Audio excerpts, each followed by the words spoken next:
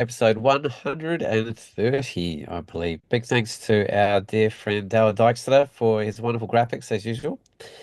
That one chosen is from Iceland, actually, from the Highlands, the lower Highlands.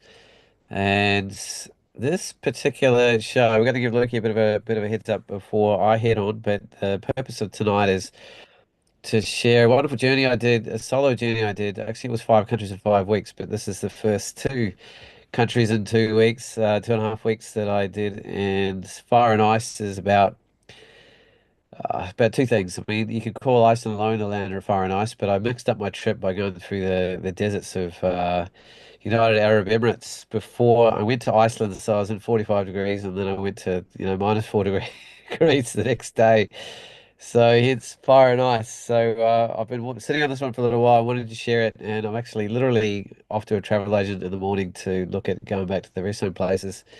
So it's a really apt time for me to go back through some of these and enjoy and relive it and refresh it in my mind and prepare it for the next journey. Yeah, So it's always nice to get to some older images too, and just go through it and provide that level of detail. I think you probably gave us a bit of a teaser earlier on after you did the trip, and it's really nice to kind of see the fruits of everything coming through from that. So yeah, so I'm stoked to be able to chat about it this evening, Paul. And also apologies to all if you did get an email about a different episode. That we actually neglected to set up the episode properly on YouTube for the very first time in 130 episodes, and so that's why there was a bit of a false start if you did encounter that. So that's certainly on us and our apologies. And hopefully we've corrected all of that. So, but we're happy to be here tonight, and I'm pretty pumped to see Paul's amazing shots. He's a master aerial photographer, and I have been privy to some of the shots so far, and it's going to be pretty bit of a wow episode for sure. look, you've been busy too. In fact, you've done more trips than I think I've seen you do in years actually, in terms of the really hard ball busting, blister forming style of trips. And did you want to have a bit of a floor to chat about a few of them, or do you want me to jump into one? Oh yeah, look, I just thought oh, I don't know what I've just done. I've lost all of my screens here. Yeah, no, I recently just returned from a trip to the Southwest National Park, and it's a pretty special area. And so I just thought given that my feet are still recovering, I thought I'd just show a few images. In typical Luke style, they aren't actually very far from finished edits, but it certainly gives a bit of an idea of the incredible landscape that we have here in Tasmania. And yeah, hopefully I might put this on black. Just gives you a bit of an idea of what I've been able to get out and see. This is a alpine cushion plant, which is one of the endemic species. Well, actually, I think these particular ones might even be found in New Zealand. There is a bit of cushion plants found in New Zealand. And yeah, just a really astounding environment. When I arrived to this location, we're very lucky to get some mist and fog, and then that eventually cleared. And so it's really nice to have a sort of dynamic environment where we can have, I guess, different, a completely different actually landscape to photograph. And this particular location, as you'll see, has a very large mountain that's kind of acts as a center point for a lot of the compositions. And by having the mist and fog there, it allows you to actually do more of those detail shots and not be distracted by that larger sort of center point that or focal point that you'd normally probably place in the images. So I've always liked this particular plant because of it looks a little bit like a love heart, and so it's a nice sort of place to start with looking through. And interesting Uh, when you talk about having a relationship with a particular plant, that you go back to, not many people could probably say that. oh About yeah. alpine areas that you recognize specific ones like an old friend and Oh, visit. it's This particular area, I guess I'm not going into a lot of detail because it's also a sensitive place, and very hard to get to. I wouldn't recommend people trying if they didn't have a lot of back country experience or a wilderness experience. But yeah, it's not a large area, and a lot of these very special places aren't actually very large areas at all. And you have this really intensified, uh, this very small area of very interesting features, and you do get to know different pandanus or different kinds of plants or their arrangement, and I must admit I found it challenging to not reshoot some of the things that I already shot before, and this was a shot I had taken before, but it's just, I guess it's kind of like going back. Last time I was up here was 7 years prior, and so it was really nice just to be able to go up and yeah, and do something a bit different. You can sort of see how these pandani plants just live in this alpine sort of vegetation. This is like known as pineapple grass, the grass in the foreground, and sort of just coats this whole alpine plateau here with these plants coming through. It's very otherworldly sort of place. Nowhere really exactly like it, certainly in Tasmania. Well, I'm sure there might be little pockets here and there, but they're incredibly hard to get to, and so yeah, it's very nice to be able to make another visit. And as I mentioned, my If feet you are go still back, recovering. Yeah. one shortly, it looks like a family portrait to me. Yeah, absolutely. You really feel that in these sort of places.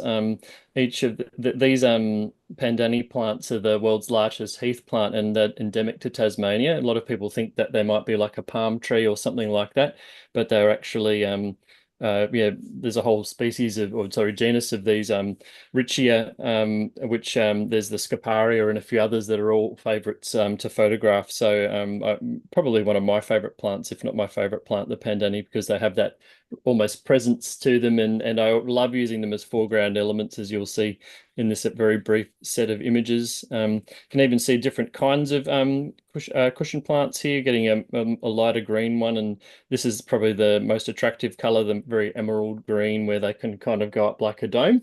And unlike the name suggests, they're actually quite hard and woody, and you don't really want to step on them because you can cause damage that won't really recover.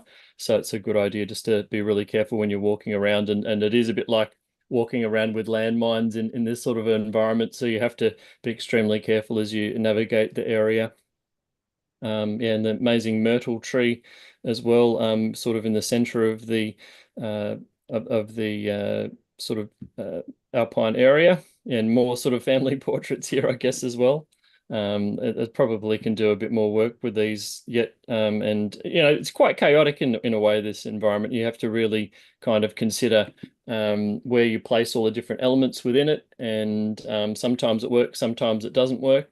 But it's nice to be able to find something that does, and I guess isolating a large subject like this with creating a layering effect can really be quite effective in this case as well. And then this is probably one of the more iconic views of the area, and was really lucky to get in there, like have it sort of clear up the following morning, and get some really beautiful light coming in across the cushion plants there, and the pandanus and some of the other. You can see there's actually Scoparia in the foreground here, which is are Of the kind of same related to the Pandani, though, and sometimes you see them almost like a half Pandani, half Scoparia type hybrid as well. So yeah, it's quite interesting. I need to do a bit more work with the highlights on this one here, but yeah, there's definitely some potential, and got some really nice light as well. And actually, this cloud started to fall in from the valley like a phantom waterfall, almost just falling in there.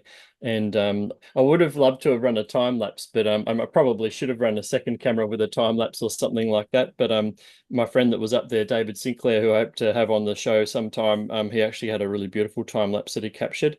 But it's also about the still photos sort of are the king really with this sort of thing. And so yeah, it's just about finding different compositions when those conditions are there, and making the most of it really. This is one frame from a focus stack I still need to put together, showing the different layers of vegetation and looking out towards Lot's wife, and then um, I forgot the mountain beyond Lot's Wife there, but yeah, it's really had a quite a stunning sunrise in this particular morning. And then yeah, just playing with some of the cloud. It looks like the cloud's actually over a long exposure, but that's actually how the cloud was.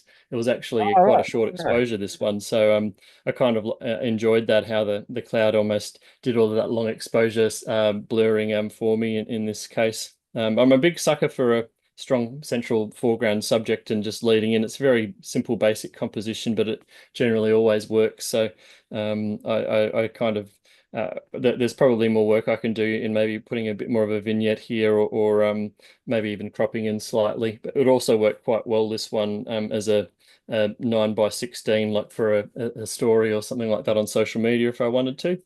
And again, yeah, very similar sort of central lineup of all the elements here. But what I really enjoyed about this morning was this fog coming up through the valley that actually created a bit of separation between the trees and the mountain behind, which is a bit very lucky to get, because otherwise the greens of this tree would then be blending in with the mountain. So it was really nice to have a bit of separation, and I tried a bit of infrared there too. I'm not sure how effective it actually was, but it was really fun to give that a go. And yeah, just a bit more from that really awesome morning and that kind of thing.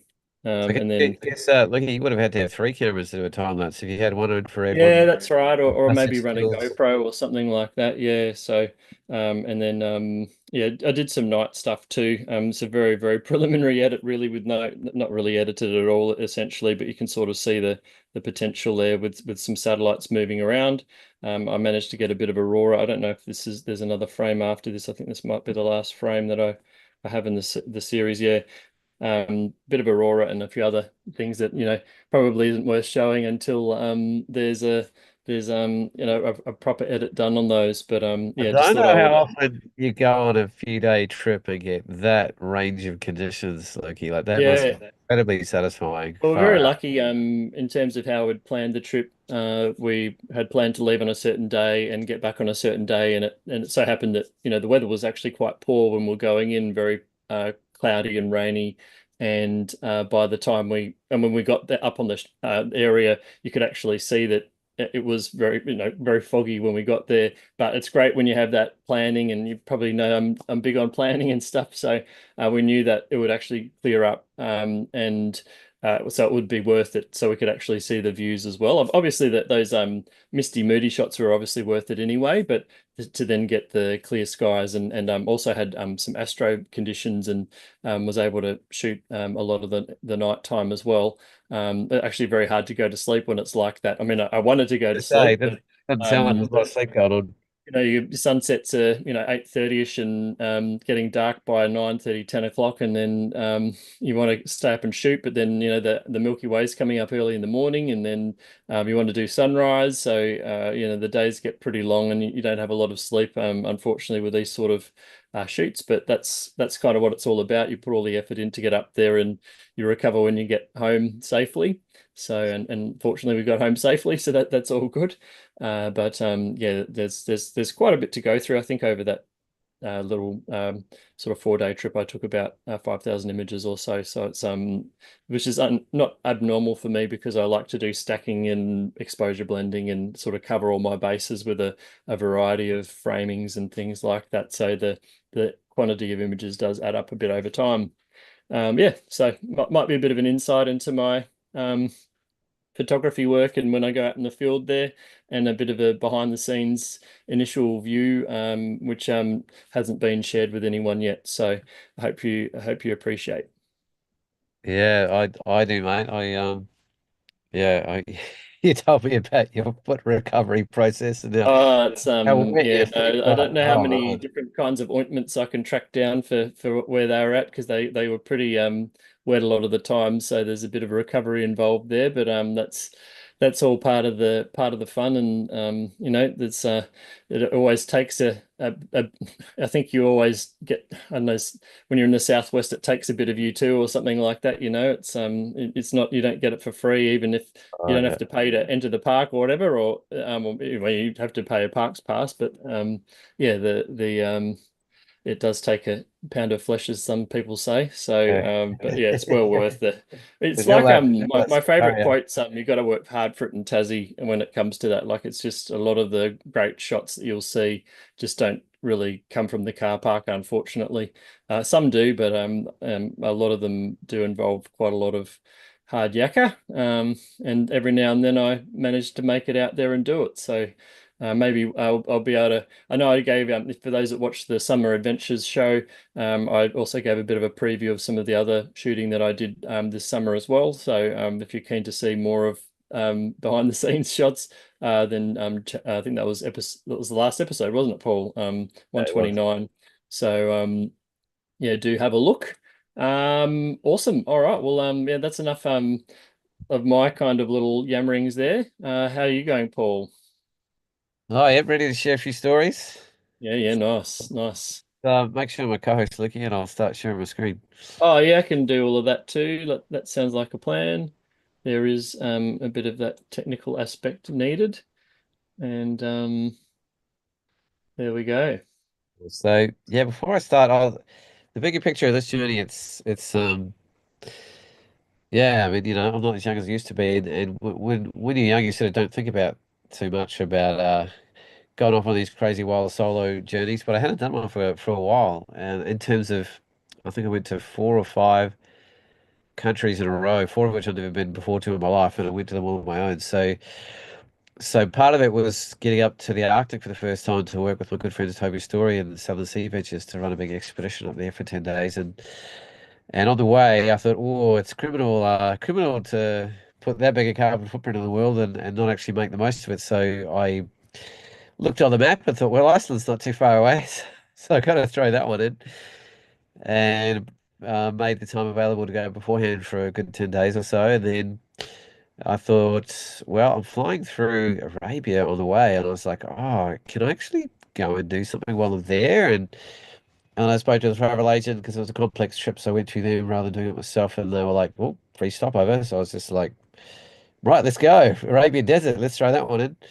On the other end of the trip, I went through Norway and Oslo and also Amsterdam to visit my family, but this trip, this focus of this one, Fire and Ice, is the first two parts. So two countries I've never been to before in my life, and I didn't have a lot of information. I spent a bit of time with a good friend from America, David Thompson, actually. Thank you, my friend. He gave me a few hours of very precious time. Roger Fishman, my good friend from LA, he helped set me up to catch up with some of the top drone pilots in Iceland and meet with them in person over there and get a few ideas.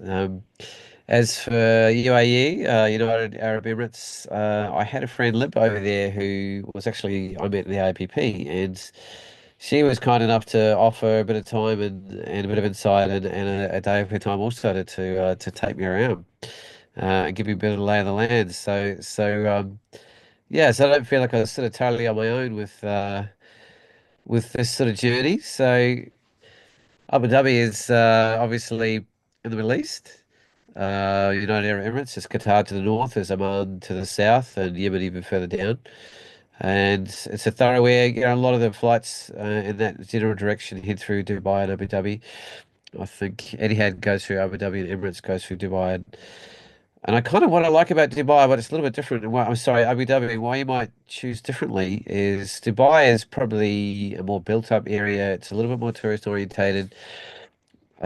Super complex to get around in terms of how built up it is, and it's maybe a lot further away from the really interesting desert areas, which I personally am pretty drawn to go to. So Abu Dhabi, it's about an hour and a half across this way.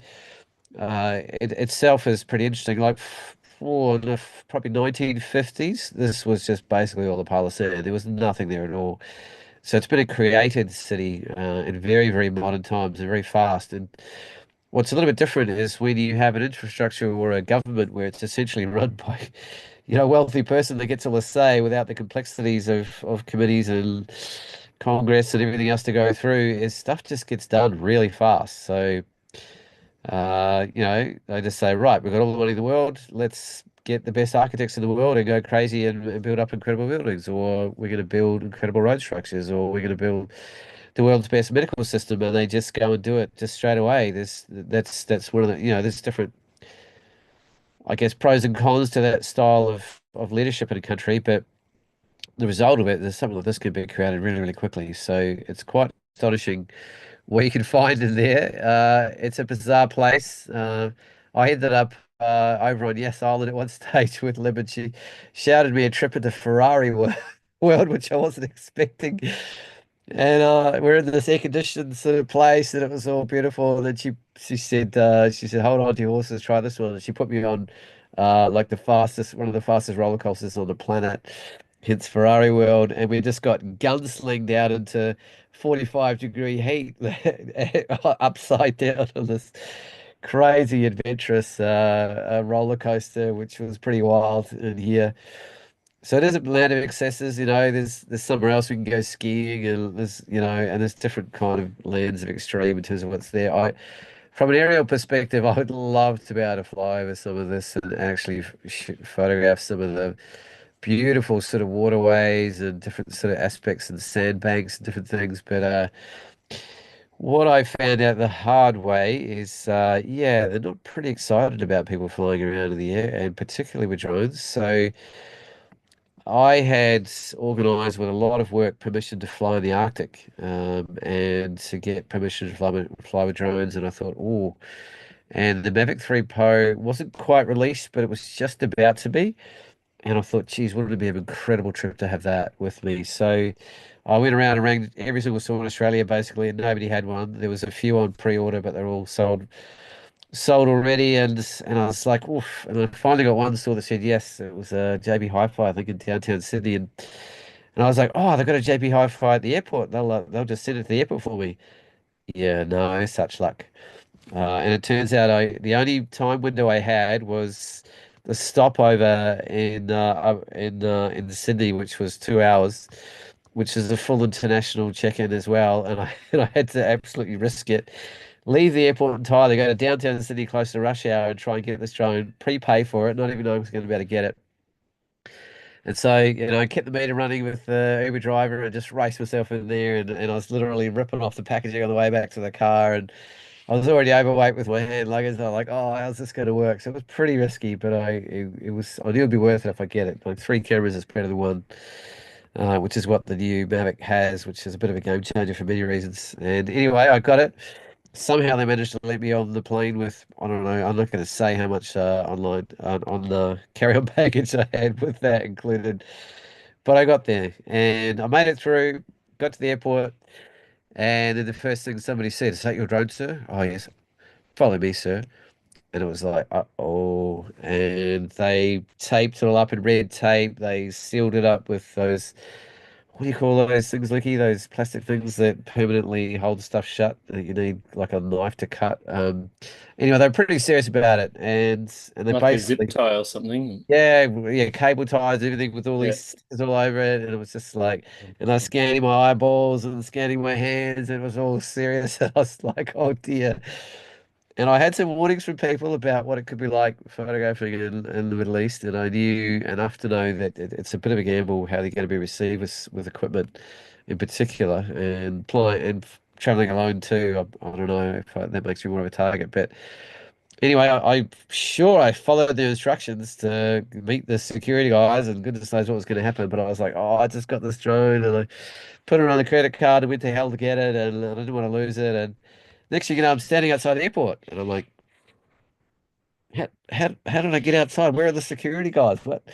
And some guy's standing there going, "Oh, you're like taxi, sir." And I'm like, do I want to walk back into a Middle Eastern airport and try and find security, or do I want to just get a taxi? So I just went, oh, I just grabbed the taxi and took off. And then I thought I was halfway out and I realized, wait a minute, I've got to come back through the same airport.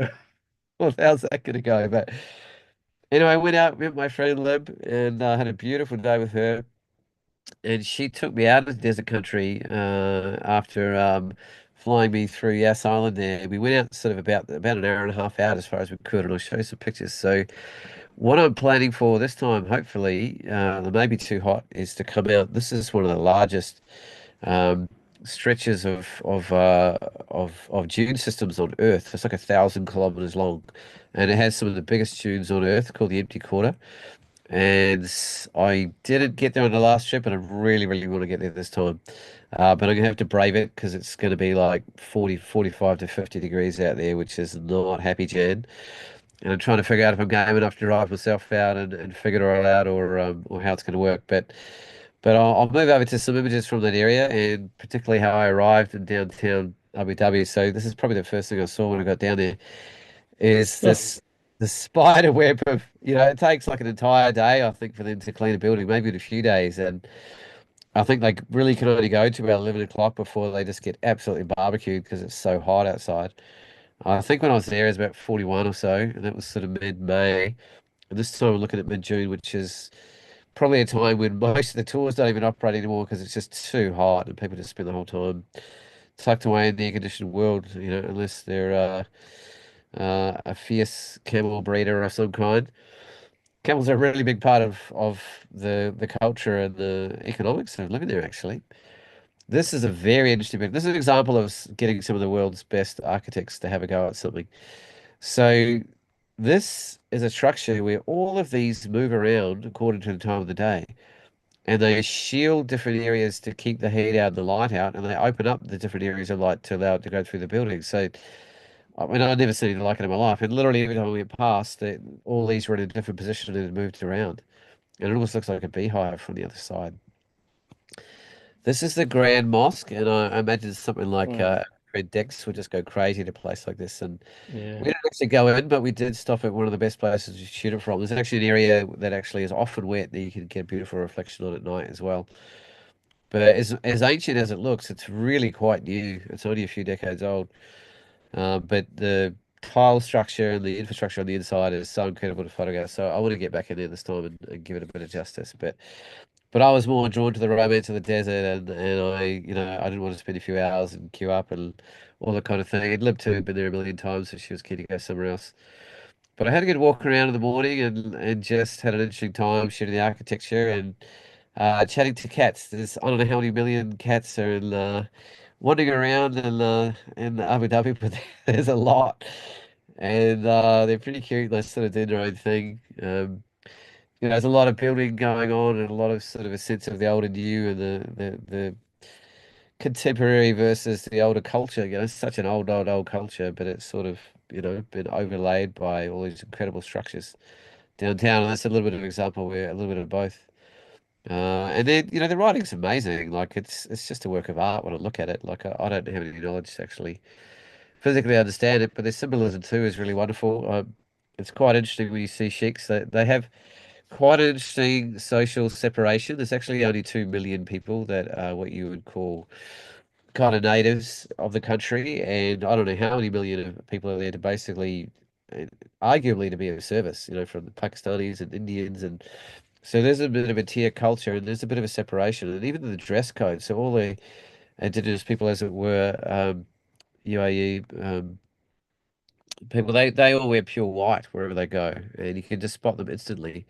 And so there's a point of separation as well, and they're so well looked after in terms of medical and if you get married, you get given a car and even houses sometimes are given. It's this sort of they're really some of the most incredible looked after people in the world, and I guess from the country as well. So here we are heading away out into the desert, and what's interesting about the desert country is the roads are quite incredible, and they can get washed over by dunes, and often you'll just be there's me sort of racing out in the middle of the desert to get the shot. Actually, I just thought, geez, it's been a bit unusual combination of things that I've never seen in my life, and I love that mixture of warmth and cool, and the spot of red, and that kind of conversation about this raw natural world with the man-made world just placed on top, and the energetics of how energy sort of passes through. There's lots of different urban conversations and conversations about man's impact and place in what I would consider would just be must be a brutal place to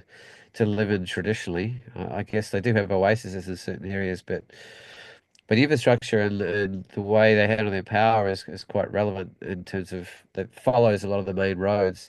And so it's a big part of what you do. And this is a great example of what I saw most of the time for almost an hour non-stop out the side of the window of the car is huge big power lines, massive big open desert, and just camels. And all of these areas are just native camel farms. And we literally watched a guy chasing down this camel because it obviously gotten away, and he was running around in his big four-wheel drive trying to corner it to actually lasso it to get it back in. So that was fairly entertaining for a while. Again, the power and the infrastructure there was I wasn't expecting that actually. I was expecting just to get away from everything, but the presence of man was really quite with us most of the way down. I actually shot that out of a moving window at more than 100 k's an hour. The speed limit there is 150 out in those places. You can really sort of make some ground. And what's interesting is you'll get a convoy of like five or six cars with a sheik, and they just take over the entire road sort of unapologetically, and you just basically have to get out of the way, which is quite interesting. I finally got out in the desert. It was a little bit on the later than I was hoping to get out. It was actually just on sunset that I got out there. But it was absolutely magnificent. And you'll see this kind of beautiful coloration out here. Like the further west and southwest you go, the redder and the more mixed colors you'll get to the point where they just get richer and richer and richer. And I didn't get it all the way out to the empty corner where they're even richer again. And you'll see an example from later in the trip here that there's different colorations. So again, a beautiful juxtaposition of man and nature in a really quite powerful sort of way. And yet, there's some beautiful curves sort of lining up in the contrast to the really kind of angular structures of the power lines, but pointing the other direction, they just disappear. So I wandered out a fair way, and it wasn't very hard to sort of feel like I was in the middle of nowhere and couldn't hear anything, couldn't see anything. It was just absolutely deathly quiet out there. I found it, well, to be honest, I just found it really romantic, to be honest. I've always dreamed of the Arabian desert and heard stories and, watched Lawrence Arabia in different films and good old, who's the guy? Indiana Jones, all sorts of things. And I've always had this kind of childlike kind of curiosity about what I'd like to be actually out there and see camels going past and witness the beautiful curves of the desert and the hot wind on your cheek. And it really lived up to it for me. I felt really drawn into the place, and it sort of felt a bit otherworldly and quite intimate, especially being out here sort of on my own, essentially, with little company, of course, but away from man and away from any structures and just sand, just the quiet softness of walking through the sand was the only sound really. And what's interesting also, you can see it's not just a simple patch of color. There's different grades of different colors mixed all the way through, and I found it quite convoluted and I wasn't really expecting that. It was quite decent sized grains too, actually. Um, and then I don't know how these pockets of life come to life. There's oases in certain areas, but you got to put your hats off to these wonderful beings that push life through places like that, and the kind of hardship they must go through, and the kind of baking heat they must have to deal with. So another part of the trip, I actually went on a tour this time. And it was kind of a touristy sort of tour, but the guy I was running with I was like, I'm not interested in the regular stuff. I just want to shoot.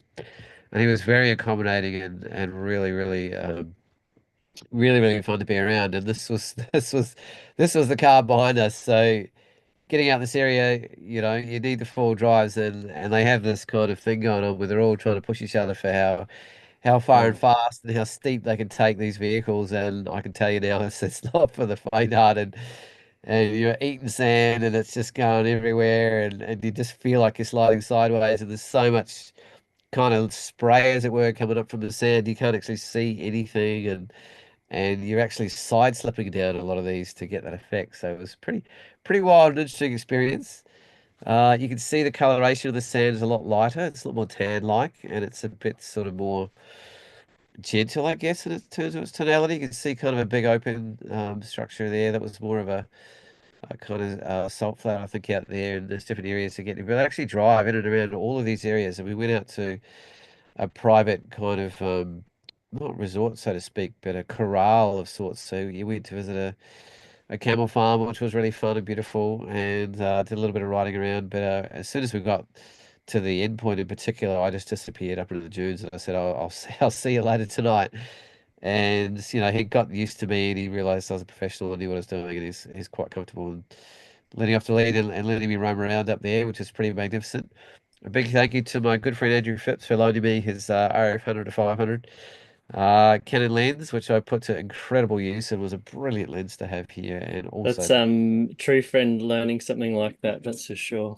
yeah, it took 3 months to convince me, mate. I had to get a personal insurance policy just on the lens, but it was an absolute game changer for my trip, and it just got me so many shots. I only had a 200 mil reach outside of that, and a lot of these are shot at way longer than that. That's probably at about 400 compression about there. So you can just see a hint of infrastructure in the distance from somewhere. But I shot sort of 360 degrees in every direction, and yeah, another beautiful romantic sunset to myself up the top of the dunes, which I absolutely loved, and got to watch the beautiful ball of the sun just falling down the horizon, just gently softening away as it got closer to the horizon.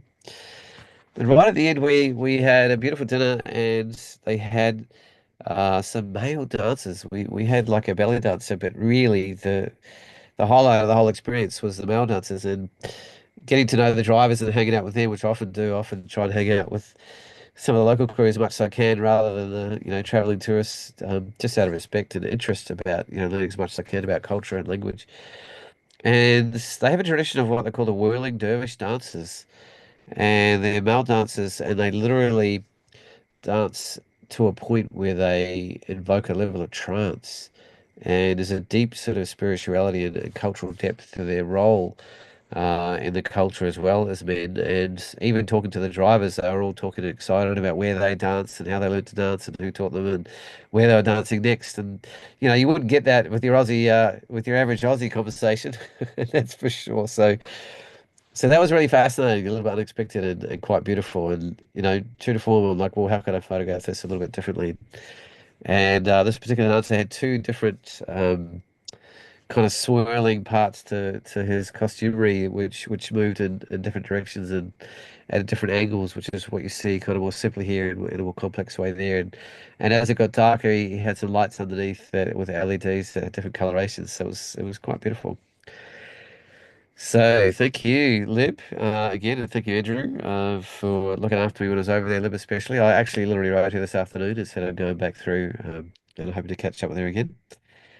So, arriving in Iceland, the first thing I wanted to do is catch up with Serena Zenas, of course, who is one of the best female photographers in the world, arguably, and a resident of Reykjavik. I'm not sure if she's still there at the moment, but I'll be reaching her out to her again soon. And she took me out to her favorite cafe and introduced me to some of the local local wildlife, as it were.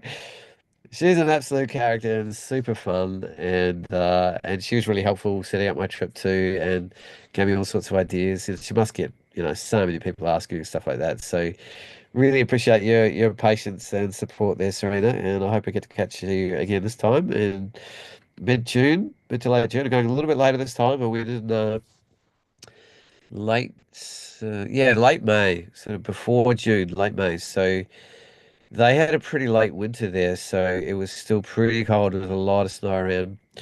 All the F roads, of course, were closed. And I might jump to a map quickly and just give you an idea of what the heck that even means. Loki's been there before. Loki's been a few times actually, so he knows a little bit more than I do even. Yeah, a little bit hard getting into the interior of the country given the weather conditions, but you were there more in the summertime, so you had a bit more access. Yeah, so I went through sort of Abu Dhabi on the way, of course, back through the Middle East, and then I came through London. And then I went up to Reykjavik, and then of course, after the trip, I zipped across to Oslo and then up to Svalbard, which I'm heading off to again in July 2nd to 13th. They've still got a spot or two if anyone's interested or wants to chat about it. But Iceland is, it's one of the great meccas of landscape photography in the world. And I had been looking at photos of it for 20 years. We dreaming of going there, and I particularly wanted to fly. It's easily one of the best aerial destinations on Earth as well. A huge amount of variety. That's some of my hit spots on this trip. That's actually where trying to head to this time. Maybe up to the fjords as well. I didn't quite get up there this time. The classic sort of zone to go through is across the Reykjavik. A lot of the volcanic activity you've seen in recent times is down on this peninsula. But the whole inland here is pretty much off limits all of winter, apart from if you have one of those monster vehicles and you're not Icelandic local and you don't mind going pretty crazy in terms of where you can get to. Um, So too many arms. That's the biggest glacier in Europe right there. Vatna You have to have a pretty good pronunciation to to handle. Yeah, most of the language here, and I won't pretend that I even have the remotest idea, and I won't even pretend that I can remember all the places. So I'm not even going to try. But I don't feel bad about, I went on the beaten path rather than off the beaten track. So there's a million, 2 million people a year that go across that. So it's I don't feel like I need to be precious about holding off information or anything, but it's just a little bit of where I'm at. So I started off in Reykjavik. I didn't do what's called the Golden Circle, which is a classic kind of local route of things you can do during the day. I did. I get a camper and I did wander through some of the back areas through here, and went down the coast and made it down to Vic, which is kind of one of the few hubs. Iceland's a little bit interesting in terms of, there's 320,000 people in Iceland and 250,000 of them are in Reykjavik. And the next biggest city is up here, which is not really that big relative to Reykjavik. So essentially, most of Iceland is, for lack of intents and purposes, it's just empty. There's hardly anyone there. And there's very little infrastructure, relatively speaking, over the whole place. So you can't sort of just wander around hoping to find a restaurant or petrol wherever you go. It's kind of they're a little bit sparse and quite far apart actually. Vic is probably the next biggest town along the south that I went to. I don't know why I said that. And you can kind of tell if I zoom in enough that there's just a little bit built up, enough to have like three or four restaurants and a couple of gas stations, but it's not a lot going on. That's probably the biggest place, most populated place on the south coast, and then moving along. You can see these huge, big, open volcanic areas and volcanic plateaus, which are magnificent, and the big cliffs dropping off the edge of the glaciers. This is where you start getting into the beautiful river deltas that I've been dreaming of for 20 years to fly over. Big more open volcanic plains again. Some of these ones are absolutely glorious and they wander their way sort of all the way down to the coast. And some of them have different colorations in them, depending if they've got sulfur or iron oxide or different ores that have been scraped away from the bottom of the glaciers. And here you get out to the really, really big open plains in the Skaftafell kind of region. And this is one of the areas in particular I really wanted to fly and get to. So flying, as much as you think it's fun and easy, it must be a lot of places, a lot of people that do it. There's actually not. And Scuffterfell, they have a local carrier, which is probably the best area to take off from in terms of being immediately accessible to a lot of the areas and glaciers and river deltas. But guess how much it costs to hire a Cessna? A little Cessna, as in you can get one for $500 an hour in Australia, $2,150 an hour in Iceland. Thank you very much. And then if you want to hire a chopper, which you could probably get an R44 for 1350. I'm just getting quotes on some workshops in Bremen Derby right now. It's 1350. $4,350 an hour in Iceland. Thank you very much. And that's So just if you yeah. can get like that's just not even with all the challenges of being able to get up in the air to start with. Yeah. Oh yeah, so we'll get into that story because it is a big part of my journey in Iceland. It was my great dream to fly. That if I was willing to put aside anything as long as I got to fly. And David Thompson gave me a line because Volcano Pilot, who's the classic pilot that so many great photographers in the history of modern time, of what in the last probably 15 years or so, have flown with. He passed away. He actually died flying, and that left a big sort of hole in the community, as it were, internationally. And I found the name of another pilot called Haldor Johnson. And he was amazing the whole time. I spent 3 months planning this trip with him, going back and forth. He put aside a whole week-long window to let me fly with him, and because weather's intense in Iceland. It's wild. Like any time of year, you can just get absolutely blasted by 100, 150 km/h winds and storms. And in fact, when you hire a car of any description, you've got a choice of like volcanic fire and ash insurance, gravel insurance, off-road insurance, all these extra insurances you've never even heard of. It's because you can park a car in Iceland, and if you don't park it into the wind, you'll find out the hard way. You'll probably get your door ripped off, which I basically did on the first day because I didn't know about that. And the wind can get so strong, and there's so much kind of gravel and volcanic kind of material floating around that it can actually whip up. and rip into the side of your car and just shred the paint to bits. So it's not a very forgiving place, Iceland, but it has.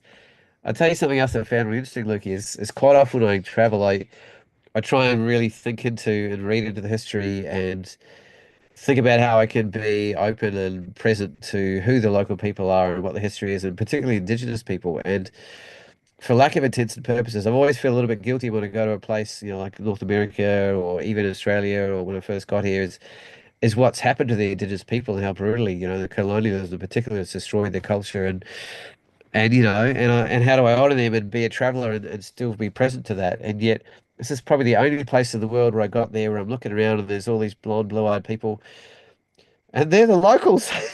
It's like Caucasian city, white dudes. It's sort of like for the first times in the world, I'm like, these are the locals. I don't have to feel like, oh, I'm being respectful to whoever, and it was kind of refreshing. So I got there, I spent a little time in Reykjavik. I got set up by my good friend Siggy, who actually runs the DJI store in Reykjavik, and he was so helpful. I shouted him lunch, and he gave me a whole bunch of tips. He must get millions of foreigners coming through all the time asking for that kind of setup. The airport's out here in Keflavik. What I found out the hard way is that if you don't get there by a certain time and you want to get a taxi, oh, it's only $175 to get a 25-minute taxi into Reykjavik. So when I finally figured that out, I decided it was cheaper to actually stay out there in an Airbnb than it was to get a taxi into Reykjavik. There is a bus that goes during the day, and I have an even worse experience on the way back, which I probably won't share on this one because it's a little bit scary. It involved very angry Russian people.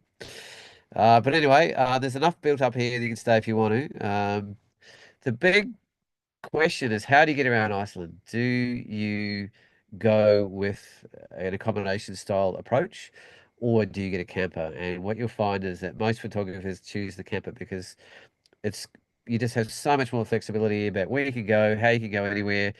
I wouldn't necessarily say it's always cheaper. Like it's a lot of money to hire a camper. I charged you like $3,000 for 8 days or something, and I tried everything under the sun to get the cheapest one I possibly could.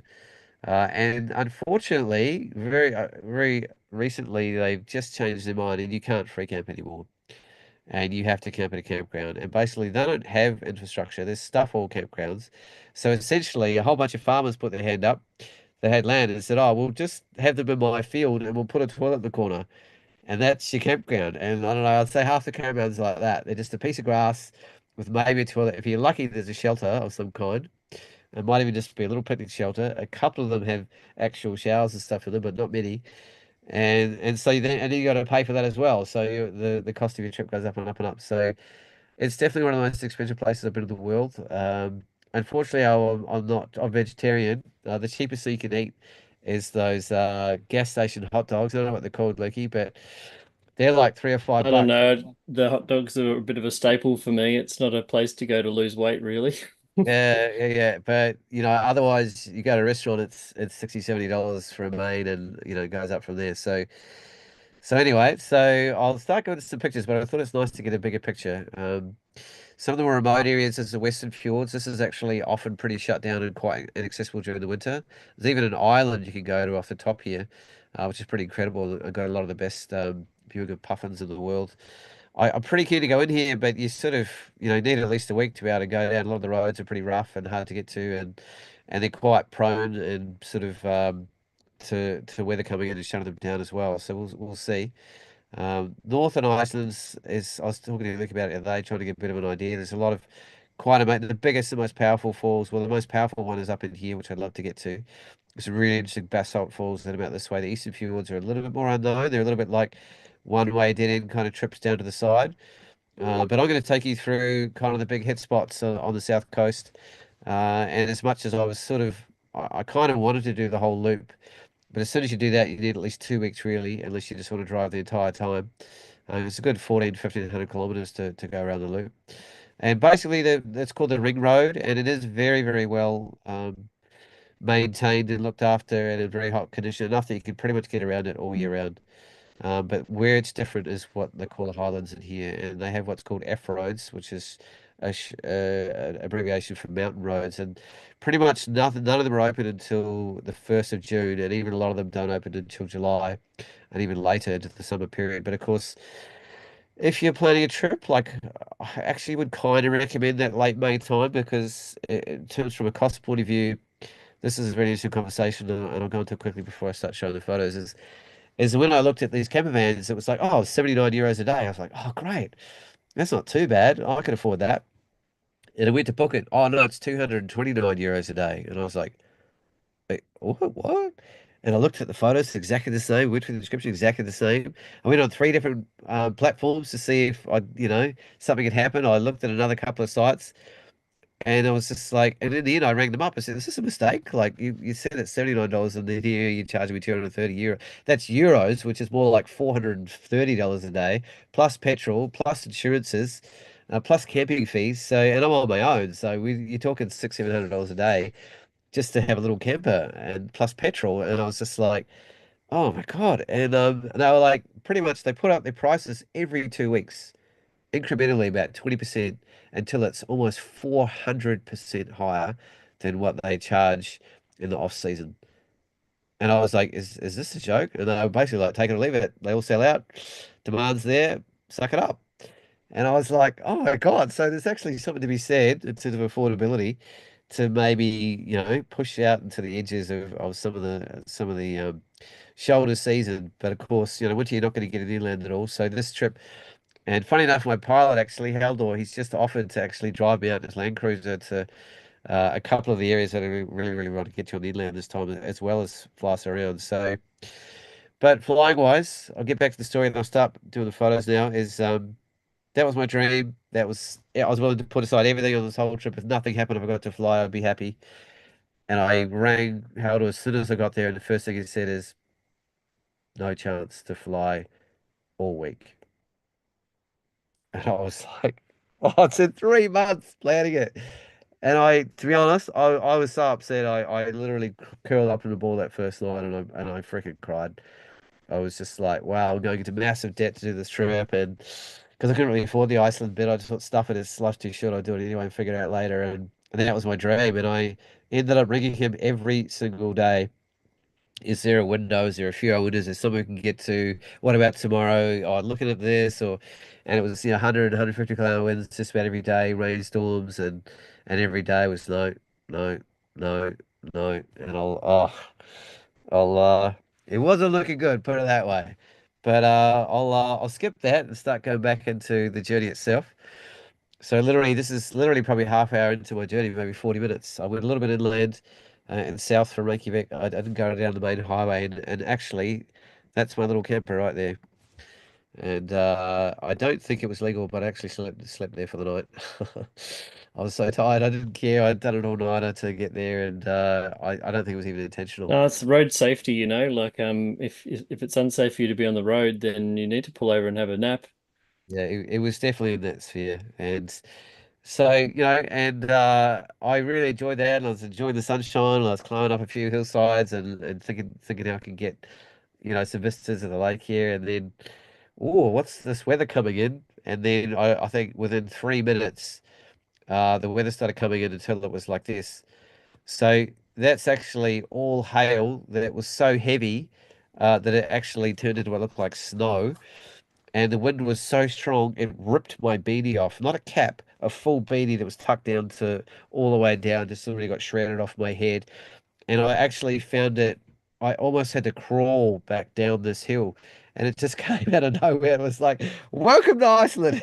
It's like, we don't stuff around here. And it was just brutal. In fact, I had to cover up my hands because they were just getting absolutely pounded so hard by the ice that I was just screaming in pain. It was brutal. And so I was a lot more wary about just wandering around after that. But it happened so fast. And looking at all these photos within 5 minutes of each other because I was standing in the same spot. So that was my first kind of welcome to Iceland. And I came up on this hill and I parked it, and I didn't know to park it sort of into the wind, and I literally just opened the door. It got ripped out of my hand and just shredded the whole joint of the door. And I'm like, oh my God, it's my first hour of my first day of my trip, and I've already damaged the car. And the next thing that happened is I'd set up. I spent a lot of time talking to them about how I need to charge drones the whole time, and I really need to make sure you've got the electrics that are willing and able to handle the capacity of that because it's a huge part of my trip. And they blew up on the first day, and I was like, "Oh my God, I come all the way here. I can't fly. I can't charge my drones. I just got absolutely shredded." I stuffed the door, and I had to limp all the way back into Reykjavik and basically start all the way over again. And when you're spending, $700 a day to not get much, it's not super exciting. But anyway, I went back and then I turned around and I got a new van and then I headed off again. Different one this time. Same model, I think, but it took about an hour sort of waiting to turn that around. And they promised me the electrics to work on this one. And so off I went again. And that's sort of the back of one of the main highways. So your first sense of the intensity of the volcanic um, geomorphology of this place. It's just really intense. It's so moon-like, and then all of a sudden there's a road in the middle of it. And you think, how does anyone or anything live out here? And just these low mosses at the most is all you'll see. And so it's a harsh land, like, and I really found my entire trip quite harsh, really.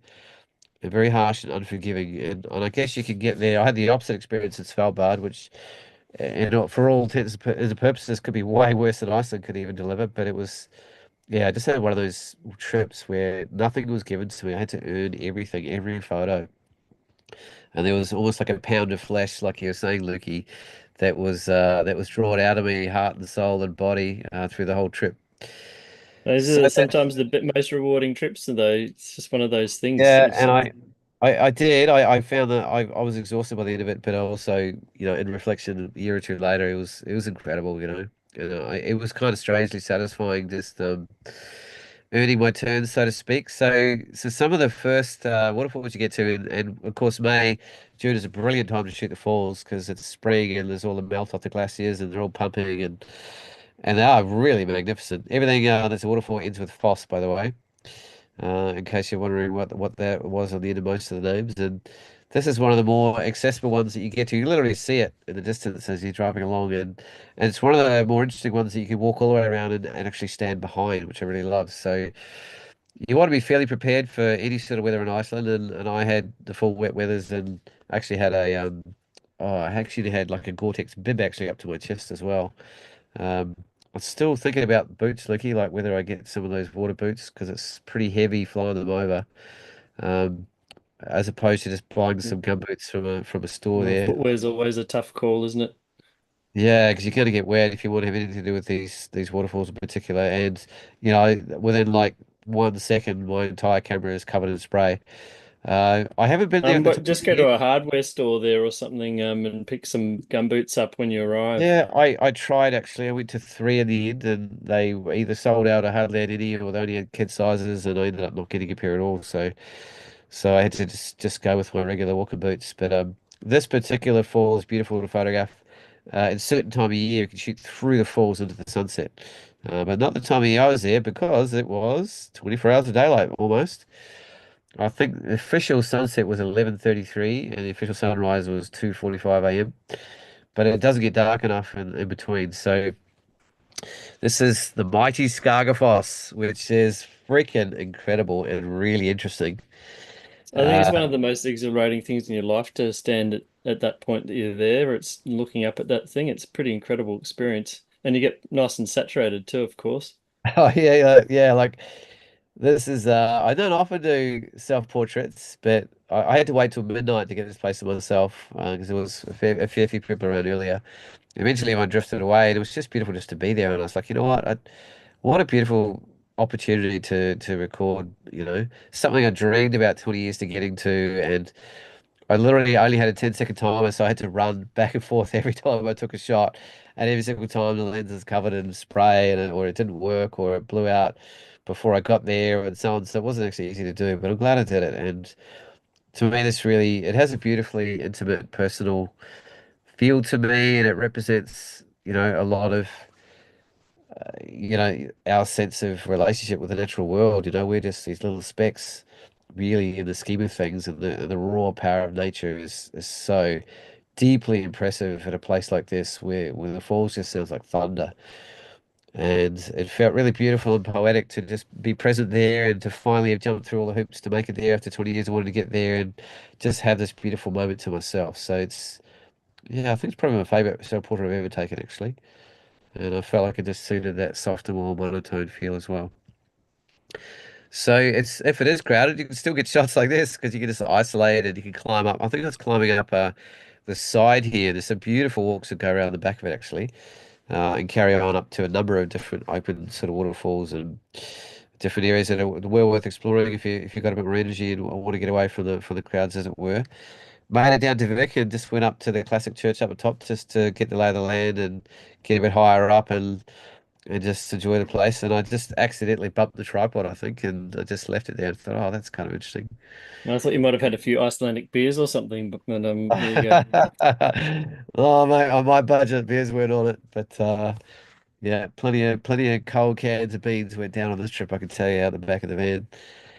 This is one of the classic spots. I think it's an old American aircraft. I don't know what kind it is. Like, yeah, did you get out to it on your trip?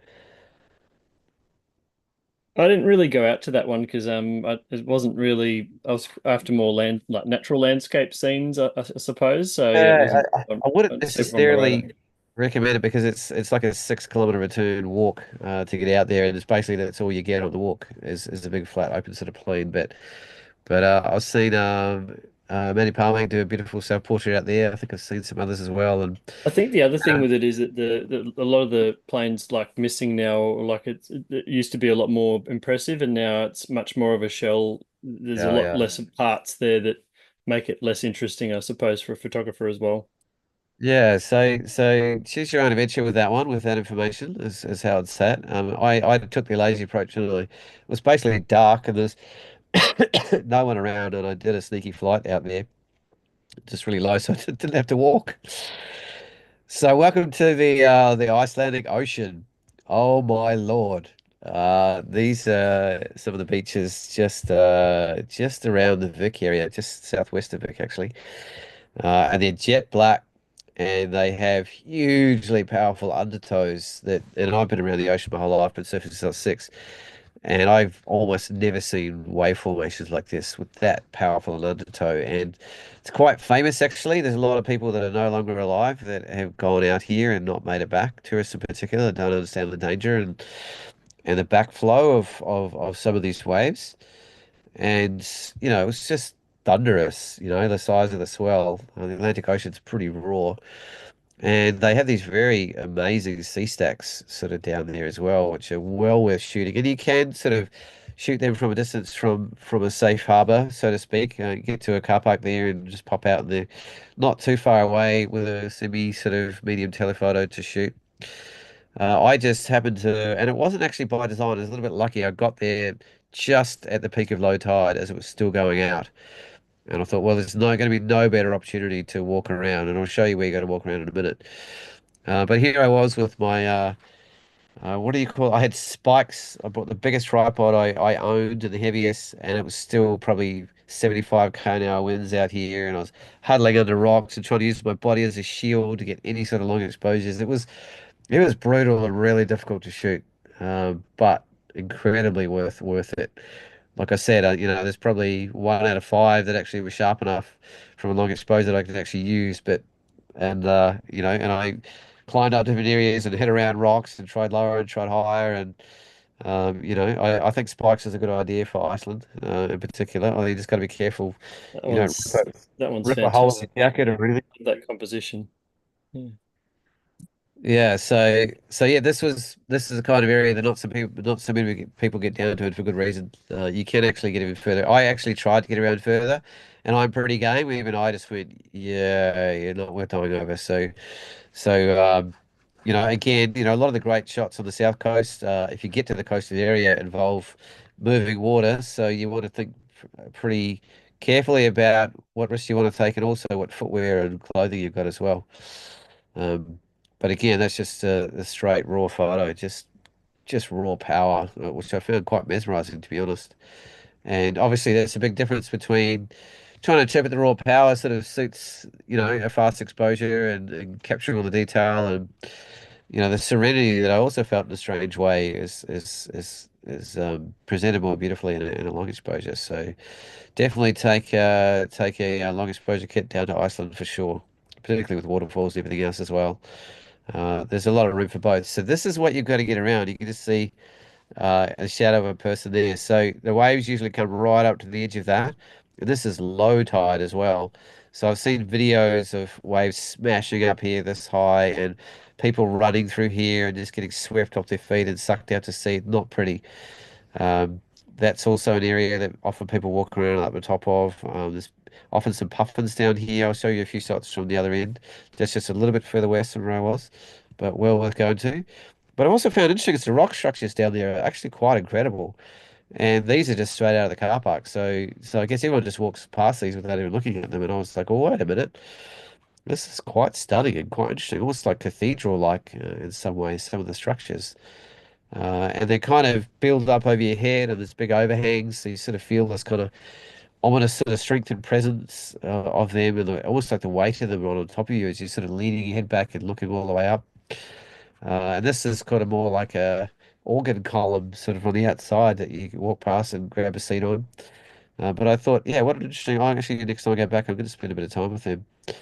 Beautiful, leads beautifully into black and white, obviously. In fact, a lot of what you're going to see tonight is black and white, actually. Obviously, I shot it all in color because I do all digital in color and converted it, but it just suited sort of how I wanted to interact with the place. So again, this is the peak around the corner. Am I game am I game enough to risk it? Here, that's a big sweep and the water's sucked out quite far. But don't be fooled, that's where it was, just 10 seconds before. So and that's at low tide. I don't know, how far did you get around, Loki? Around there? I think we had a bit of a lower tide, so we could kind of go around the corner a bit. It's very tide dependent, so we had that more front-on view, but just very lucky that we had those calmer seas and lower tides. So this is looking at those sea stacks from the other side. So where I was before is around the corner here. And this is in the town of Vic on the foreshore, looking back this way. So depending on the time of year where the sun is, or even where the moon is, you can get some pretty interesting compositions out here as well. So I wandered around the foreshore of Vic for a while, and I think there's some quite good surf around this area as well, actually. Not that I'm going to take my surfing gear this time.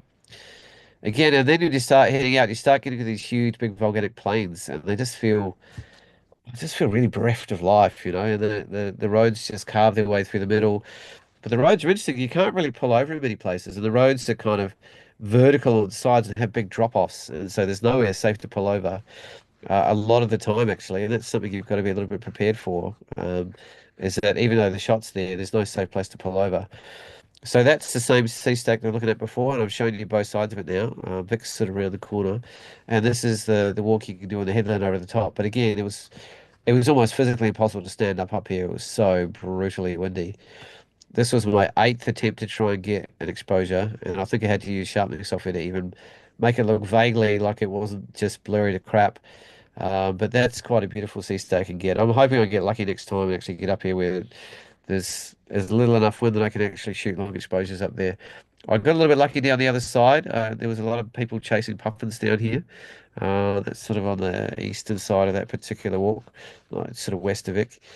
This is a wonderful sea stack to photograph too, which I really enjoyed, and I can imagine at all sorts of times and levels of oceans. And again, it was wild, but I chose to give it a more serene kind of interpretation. And I don't mind sort of having this big, soft, sort of open space in a way. It was like a big softbox compositionally, which I really enjoyed. And again, just really It's definitely suited. one of those classic Icelandic compositions there. It just always works really. Yeah, yeah, like it's pretty accessible as well by foot. Um, just saw some random kind of features. There are actually Matt Palmer would be interesting if we have him on again.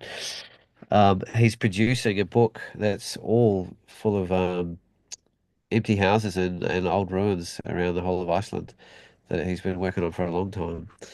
Not that I was had that in mind when I was there. I just happened to see that down a back road. Um, this was a really interesting feature. They have these lava fields, or I don't even know if they've even got a name, but I just call them the moss fields. And you unavoidably go through the middle of them, so you can't miss them going through. You just see them on both sides of the road, and there's a few car parks and a few different areas you can choose to go out. And I just wandered around a little way and pulled out the wide angle and had a bit of a go at it. I can imagine it'll be quite different in different lighting. But it almost, it feels like trolls running around out there. And there's lots of mythology around trolls actually in Iceland, and even what they call the hidden people, as it were, people that are generally invisible, mythical creatures of various kinds, and it's quite an active living part of a subculture in terms of people that look after and worship and show reverence to those creatures. And again, as wild as the weather is, as you well know, as all I'm sure many of you know, that can lead to some of the most incredible images as well. And that was sort of one of those moments where I was almost getting blown off my feet and pelted by rain, and I was like, wait a minute, there's a shot here. And huge thank you again to Andrew for loaning me this lens. Not judge, wink, wink. If you, if you do it again, I did ask him last week. He didn't give me a yes, so we'll wait and see. And fair enough too, it's his baby. But yeah, I really enjoyed the layering here.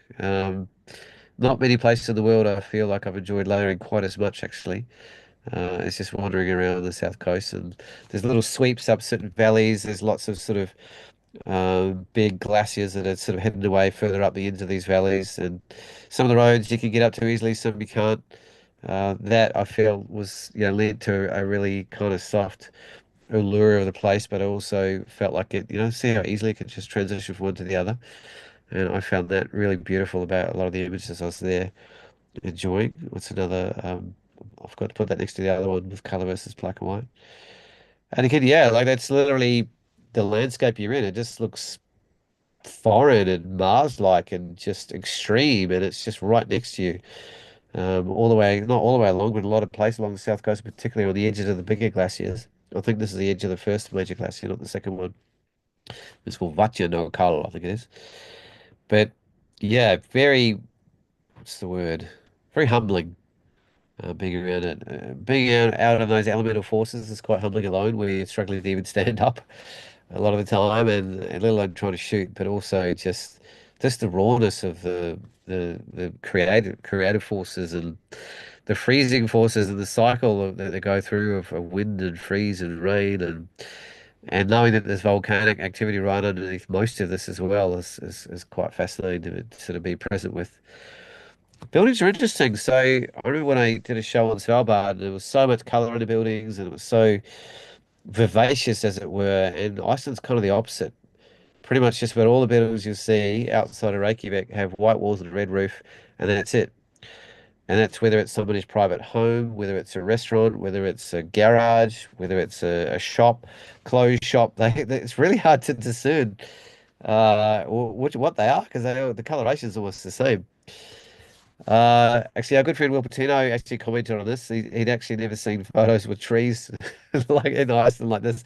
There are not many trees in Iceland, and we've had Serena on the show before. She made a few jokes about it as well. They're more shrubs than trees, but there are a few places here and there. They actually have forests, but they're really quite small and they're quite sparse. There are areas that actually shift colour in autumn as well. I think it was Swedish for us, but one of the more enjoyable things is yeah, building and exploring a relationship with the ice and the ice structures. Because living where I live and never having been to an Arctic area before, it was all very new to me. I guess I'd been up a few in New Zealand, but I hadn't been as intimate and close and as present with it through for a long journey like this. So, again, really brutal day, but that means the light was actually really beautiful to shoot. And of course, it's translate beautifully to black and white. So I was kind of thinking, in the back of your mind, when you go to a place, I'm not the kind of person that won't go somewhere because it's been quote unquote shot to death or everybody shot it. I'm like, well, I haven't been there and I haven't interpreted it and I haven't put my creative stamp on what's there. And I don't think I deliberately thought about it at the time, but in post, I actually moved to black and white largely with these and created a really interesting body of work, which I'll go through now. I so agree with you, by the way, Paul. I really feel like try not to get swept up in the everyone shot this before because you haven't, as you said, and you can always do it in your own way. And it's still a beautiful place. It's still that's the whole reason it's popular. So don't deny yourself the life experience to witness something like that. Yeah, and the creative license to just go for broke. So I think my order got jumped around there a little bit. So basically, there's a big glacier behind. There's a beautiful big lagoon. I think it's called Yaxolin Lagoon. Very accessible. You can literally, I literally shot this, but this was probably shot at 500 mil. Again, thinking of a good friend Andrew. And I spent hours and hours and hours just combing along the foreshore, just finding formations, and it was easily one of the highlights of my whole trip. And it's quite different when you go there each time, and even each day it can change.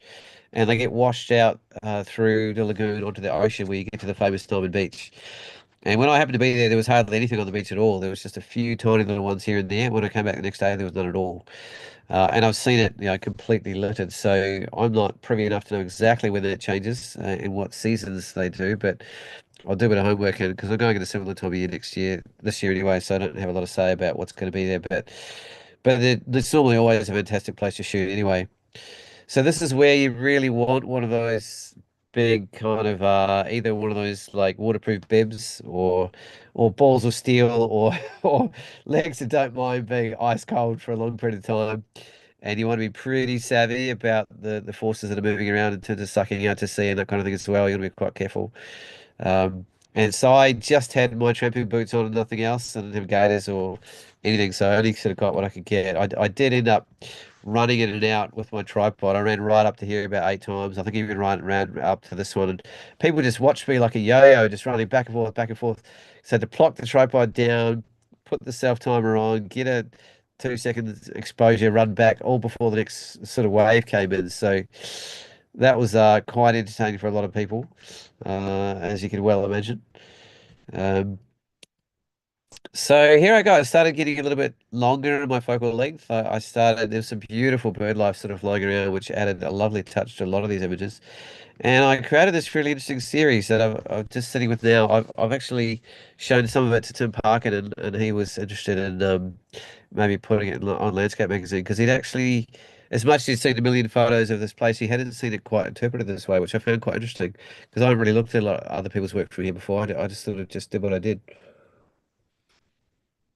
I chose a kind of softer, maybe almost like a hint of sepia kind of feel about it, just to get that sense of age. But I found it really interesting to slow down, and that's the same shot but just cropped in. And it's not an obvious sort of composition instantly, and that's at 500 mil as well. So it's sort of a different kind of style of approach of compressing everything in and you working into the sort of geometrics of it all and angles and lines and corners and squares and it's not a curvaceous sort of place. It's quite an angular kind of thing a lot of the time. Some of the ice is a bit worn down. It has elements of curves, but a lot of different colorations in there. Like that'd be a really different image in color, obviously. But it feels like it suited that the harshness, that weather, the light really suited it. That little bit of rim line off the side and that softness, the storms in the background, the kind of eerie sort of feelings of it all. And I just felt quieter. I think, when you're at a place for a period of time and you're not rushing it, you can kind of slow down and kind of feel into a place a little bit more. What are the elements or qualities or characteristics about this place that I'm really drawn to, and how can I sort of tease that out of the environment in my own way? And I guess like a long lens in a way, it's kind of like reaching your arm into a scene and just tickling into the little detail and just going around the corners and it's I wouldn't necessarily always say it's a deeper approach, but I kind of felt like it was. I felt like I was getting pretty intimate and really digging into the structures of what these are created out of. This one in particular was one of the most beautiful formations I saw. It was just quite astonishing. I haven't actually mixed in the color ones. I'm just giving you black and white because there's only so much time to go through everything. But again, I hope you can maybe appreciate that I took a bit of a different slant here. This is probably my favorite image from that series, actually. Um, There's a softness and harshness about it. There's almost like a cradling shape in the bottom. There's this beautiful poetry of the movement that speaks to the wind around. There's that element of a storm in the background. There's these really unusual shapes and striations coming through here. There's a kind of a gentle holding, grounding element of the foreground, and it lifts you up as it gets a bit lighter. And it has a very old feel about it, It could easily be, like 100-year-old tintype or something, which I really love. And did you put those birds in there too? Is that I've never put a bird in a photo of my goddamn life, Lucky, and I don't plan on all doing right? it. No, just checking. No, But no. it's nice. Like I think you mentioned earlier how you didn't have the ice that you were really hoping for at the glacial beach, and so it's good to see how you pivoted it as well, and it really shows adaptability, and it's like one of the key kind of uh, features or techniques or mindsets you almost have to have if you're doing landscape photography, isn't it? Just being able to um, pivot and you might not be going for what you necessarily thought you'd be going there for, but you end up with something that is unique and different and much more timeless in a way. Oh, that's a good conversation point. So yes, I'd put a lot, and expectation is a big part of things. I was dreaming for 20 years to fly over there, so I had a lot of emotion and energy and dreams and personal aspirations tied up in that. And yet I didn't really have that with anywhere else. I was quite happy and willing to just go with whatever was presented to me. So I didn't have any agendas. And that's often where, you can get a little bit more poetic or creative or experiment a bit more because I don't have an expected outcome at all. I'm not trying to get a classic shot that I've seen before, or not that it's generally my style anyway, but at the same time, it doesn't hurt to get it while you're there sometimes, particularly if you're building up a body of work or a portfolio. Or you might want to, I had in mind that I was scouting for future workshops and I'm bringing a few people over here in July and in June too. So I had that slightly in the back of my mind that I'd, collect a few of those style images, but I was there on my own and I hardly slept because of course you can just go all night and all day in Iceland. There's nothing stopping you going all day and night at all except you. In fact, by the third day, I'd hardly slept at all. I went in and filled up some gas and I thought, I'll just lie down quickly in the back of the camper before I head off to the next shoot. I think it was 3 o'clock, and I literally woke up the next morning in the car park at the gas station. And I can't believe somebody didn't kick me out because you just go till you drop. So it's going to be interesting to see how we handle it on the next one, where it's actually later and even lighter again. Ah, yeah, it's a lovely quietness about that one, and some nice sort of luminance to the foreshore on the ice there, which I quite enjoy. Yeah, what an interesting mixture of shapes. It's almost like a face or something in the right there, and that interesting set of diagonals in the background that I'd sort of been present to for a while. And it took me a while to try and actually walked quite a way to get the shot because I was short in the distance, and I thought, oh, how can I get that combination of layers? And those clouds had just been coming up, and it had just cleared up above it as well to give a slightly lighter kind of area to match the lightness of the light on the water. And yeah, so I was actually spending quite a lot of time thinking about that shot actually. Um, Again, my friendly birds are just giving me all the gifts. And all au natural, Lukey. I'm very proud of that one. That's some pretty good timing there. Well, I'm looking forward to actually this particular trip because I'm going to be there in mid-June, which is a peak time for puffins and their nests and so on. So they are incredible creatures and they're so unique and different. And again, I just there was just a love affair with this bit of ice from every direction, every angle. It was so elegant and flowing and curvaceous and sensual. It was an incredible little ice. It's actually really exquisite in color too, but in the middle of it all, you just see a patch of clear ice, and this is actually different layers of blue. Some of it's quite clear, some of it's quite dark blue, and again, I'm sort of teasing you a little bit by not giving you that point of view, but it was an interesting choice to go there. This felt like almost like a seesaw of the two, like almost not quite a yin and yang, but these sort of offset forces just, leading into each other in different sort of ways and slowly melting away and heading out to sea. That's interesting too. I sort of went for two different compositions. I went for a vertical and I went for a square, and I think they both work.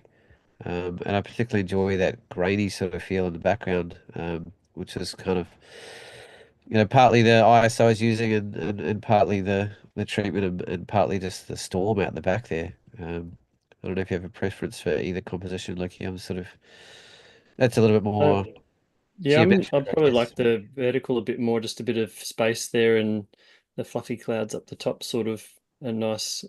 Yeah, Um, it wouldn't work without them. It'd be a bit, that top's supposed to be a bit yeah, lost, you'd but sort of pop out the top, but then it's kind of like you've got the sort of the clouds are mimicking the texture a bit and gives a sort of a border in the top, I suppose, as well. yeah, this is more about geometry, I guess, than it is. It's an exercise in geometry more than it is about an explanation of the environment. So that's again, which is kind of what you're leading into a lot when you're really really zooming in. And then, of course, you just get really close to things. It was getting pretty late. It was super hard to shoot these because they're actually moving, they're floating. And so I struggled to get the sort of shutter speeds I wanted. But I got down, I was basically on the water level on my stomach, basically, trying not to get swept up by waves, to get low enough to get that translucence of the light coming through the back of them. And then my friendly little birds came in for a landing in the foreground here, so I sort of had to I followed them for a little while around there to see if I could get them in the foreground, which I quite appreciated. And this was a really unusual structure. It's almost like they have their own persona, a lot of these icebergs, some of them are really old. Particularly when you see that deep blue ice, some of those are thousands of years old in terms of how long it's taken for that formation to happen. And as I spoke about in another episode, that coloration comes from the level of compression they've had underneath the bottom of the glaciers, where they're actually compressing all the air out of the ice itself. The lighter and whiter the ice, the more aerated it is, and the bluer, the less air there is in it. But that takes time and a lot of force to compress it out, which what makes them, so incredible. Um, Again, I just get a couple of pieces of ice on the Diamond Beach, they call it, and you can just see that's the river where they flow out of, and Lagoon Road Shooting is just up here to the right. You can't miss it. It's all on the side of the road, very accessible. And yes, you will get busloads of tourists out there, but again, that's not an issue if you're using a long focal length like I was. It's a little bit more of an issue going wide on the beach like this. And then I went to as far east as I got to the wonderful Vesterhorn, and I stayed at a little campground just around the back here. And it was so windy that night that I tried to go to the toilet and I couldn't. I couldn't stand up. I tried crawling along the ground like head first into the wind. The van was actually shaking from side to side the entire night like a rocking chair. And that was parked into the wind with the least amount of wind force. And of course, I was worried during the night if the angle of the wind change was going to blow me over. It was, yeah, also the point of scary, but I guess it got to the point where you either lean into it or you don't. And I leaned into it and just said, all right, the world's rocking me to sleep. I'm just going to let it rock me. And Westerhorn is a beautiful. It's really one of the highlights I find. You could spend days out here, and different times of the year, whether it has snow on it, whether it has sunset light or sunrise light, or if you move around to the coast here, you have to wait till this is quite tricky because the waves are coming in and going out, and I'm trying to wait for the waves to go out and run out here and get a reflection and then run back so I don't get wet again because I didn't have, footwear that was amenable to getting wet. So I had a bit of a crack at it, and these are fairly long exposures too. So the likelihood of getting into the 20, 30-second exposures like I was and not getting wet was pretty low. But I had to give it a crack, and it was well worth doing. And quite interestingly, they have an old film set they built that they've kept intact of a traditional Viking village that you can walk through. And it's actually fairly photogenic. It's a beautiful ship. I haven't got it here actually. That was really beautiful to photograph as well. And it just gave me that first kind of sense, and almost like the roofs are all made of grass and almost like earth, of just the reality of what they used to live there and what the structures were like and how they managed to, foster homes in these extreme environments. Iceland was one of the most beautiful places to grow up, to live, and it had very little kind of fertility in a lot of ways as well for growing food, and it was a pretty brutal place. And I actually read historically that even half the population in Iceland at one stage died from being poisoned by volcanic gases as well. Like it's an intense place. So this is my friend Haldor. How are you, brother? Hoping to see you again soon. And this was day 8 of the every single day of we can't fly, we can't fly, we can't fly. It's not safe. The winds are too high. Like the clouds are coming in, and I said, you know what, Haldor? Like you've spent 3 months talking to me. You put all this time aside. You've been absolutely brilliant. At the very least, I'm going to come and meet you, have a cup of coffee, shake your hand, say thank you, maybe look at some things to plan a different trip, and just say better luck next time. And I was like, I mean, I was pretty gutted. I was literally heading to the airport straight after this to get my flight. It wasn't 4 in the morning, but it was still a bit of a drive back, and I had a ways to go. And I thought, no, I've got to go meet the man. I had a bit of an interesting drive back when I was in the car park from Vesterhorn, actually going back. Somebody came up to me and said, "Oh, is this your van with this on it?" And I was like, "Yeah." Yeah." He says, "You can't drive van. Can't drive van." And I was like, "What?" And he said, "You have no wheel nut. You have no wheel nut." And I was like, "What?" And so we went racing back to the car, and sure enough, there's 2 wheel nuts instead of 4 on my wheels, and I'm like, "Oh shit!" And I was like, "That's not good." And I don't know how long it had been like that. It looked like two of them had shorn off. And of course, I think what happened was they replaced the van in a hurry because they were obviously enamored by the fact that they'd give me one that didn't, all the electrics broke and everything else. And they hadn't checked the wheels properly. And I'd seen two or three vehicles on the side of the road with missing wheels and one that had rolled off the side of the road literally the day before, partly because of the winds. And I was like, imagine if one of those that wheel came off and that was me. So I was like, I still had 6.5 hours to drive back to Reykjavik, and I was like, so I got a spanner off a few people, and I literally spent an hour like moving all the nuts off different wheels and trying to get three nuts on every wheel to balance it out at least to try and make my way back. And I stopped every half an hour to stop and retighten them and see if any of them were coming loose because it was blowing like a gale and it was pretty nerve-wracking. But anyway, I made it back at the end of the day to Haldors, and at this stage it was already 5 o'clock. And my flight was that night, so it wasn't looking like, much chance of anything. But it was good to meet him. But then he just says, "Oh, have one more look, have one more look." And he was looking through these websites that had physical cameras, and we couldn't go around the coast still because it was more than 150 k's an hour around the coast. And I'm actually trying to fly from Reykjavik all the way to Skaftafell, which is literally a good 5 hour loop. If you want to shoot as well, you could probably do it in 3.5 hours flying it back non-stop. But it was still unsafe and it was all clagged in and the only other way if you do get around the coast was go through inland through the mountain ranges, and that has big downdrafts and high winds and it's quite dangerous as well. And so but he was sort of gone out of his way for me, and it was sort of 5:15 and he said there's one last weather forecast that's given at that time for the day, and we had a look at it. He looked out the window and he looked at me and he said, we try. And I was like, what? And I'd already put all my stuff away and I wasn't even thinking we're flying, and I was just like, oh crap. And there we are. We ran out to the motorway. I got all my clothes back on as fast as I could. I had all these plans to fill up um the wings with GoPros, and I had three different lenses and two different cameras. I had no time for any of that. I just ran in with one camera, one lens, no GoPros. Because he said, look, we've got this 20-minute window where we might get through, we might not. And we need to take this window or it's going to be gone. And we just went for it. And sure enough, as we were flying in, the window's getting smaller and smaller. And it's like, oh shit. And he got to the point, he looked at me and I could tell he's thinking about turning around. And I was just like, I've been not saying things. I don't want to do anything where we die. And then he just goes, we go up, we go up. And he goes, read. And we just blasted up high because we couldn't see anything anymore. And we're at kind of the level of some of the mountains. And it was like, oh shit. And we came up above the cloud line. And about 20 minutes later, we came down and we came out down to that whole beautiful area of Scarterville with all the incredible river deltas. And it was like, oh my God, after 8 days of hell, we freaking made it. So, pretty excited by that. We just made it through. And he was like, yep, we're in. We've got this flight. We're going to do the rest of it. And pretty damn excited, pretty damn cold being up there, opening the windows, I can tell you. And this is like one of the first things I saw, and I was like, "Oh my God!"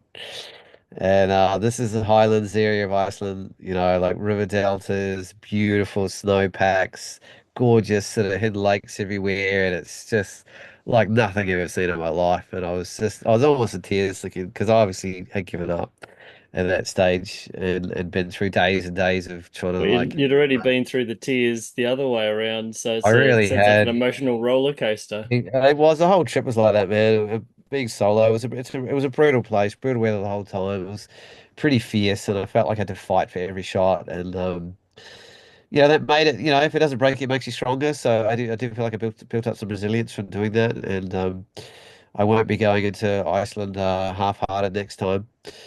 But really nice time of year to be there because the snow was still melting. The winter snows were quite late. If you go a little bit later, all of this is gone, and so this also lent beautifully into that black and white, um, presentation because it was just such beautiful tonality through, and it's almost like the snow itself is in little filaments sometimes, little fingers of it. It's really quite unusual the way it presented. Some of these I haven't quite edited, but you get a sense of that style of landscape we're flying through. We're quite low because we're going higher, we lose all visibility altogether, and that's where we had to navigate the whole time. And there's huge downtroughs on the back of the mountains from the amount of wind that was around. So, and then you start getting into these gorgeous inland river deltas, and you just it's just frothing, Just going, oh my God, I finally made it.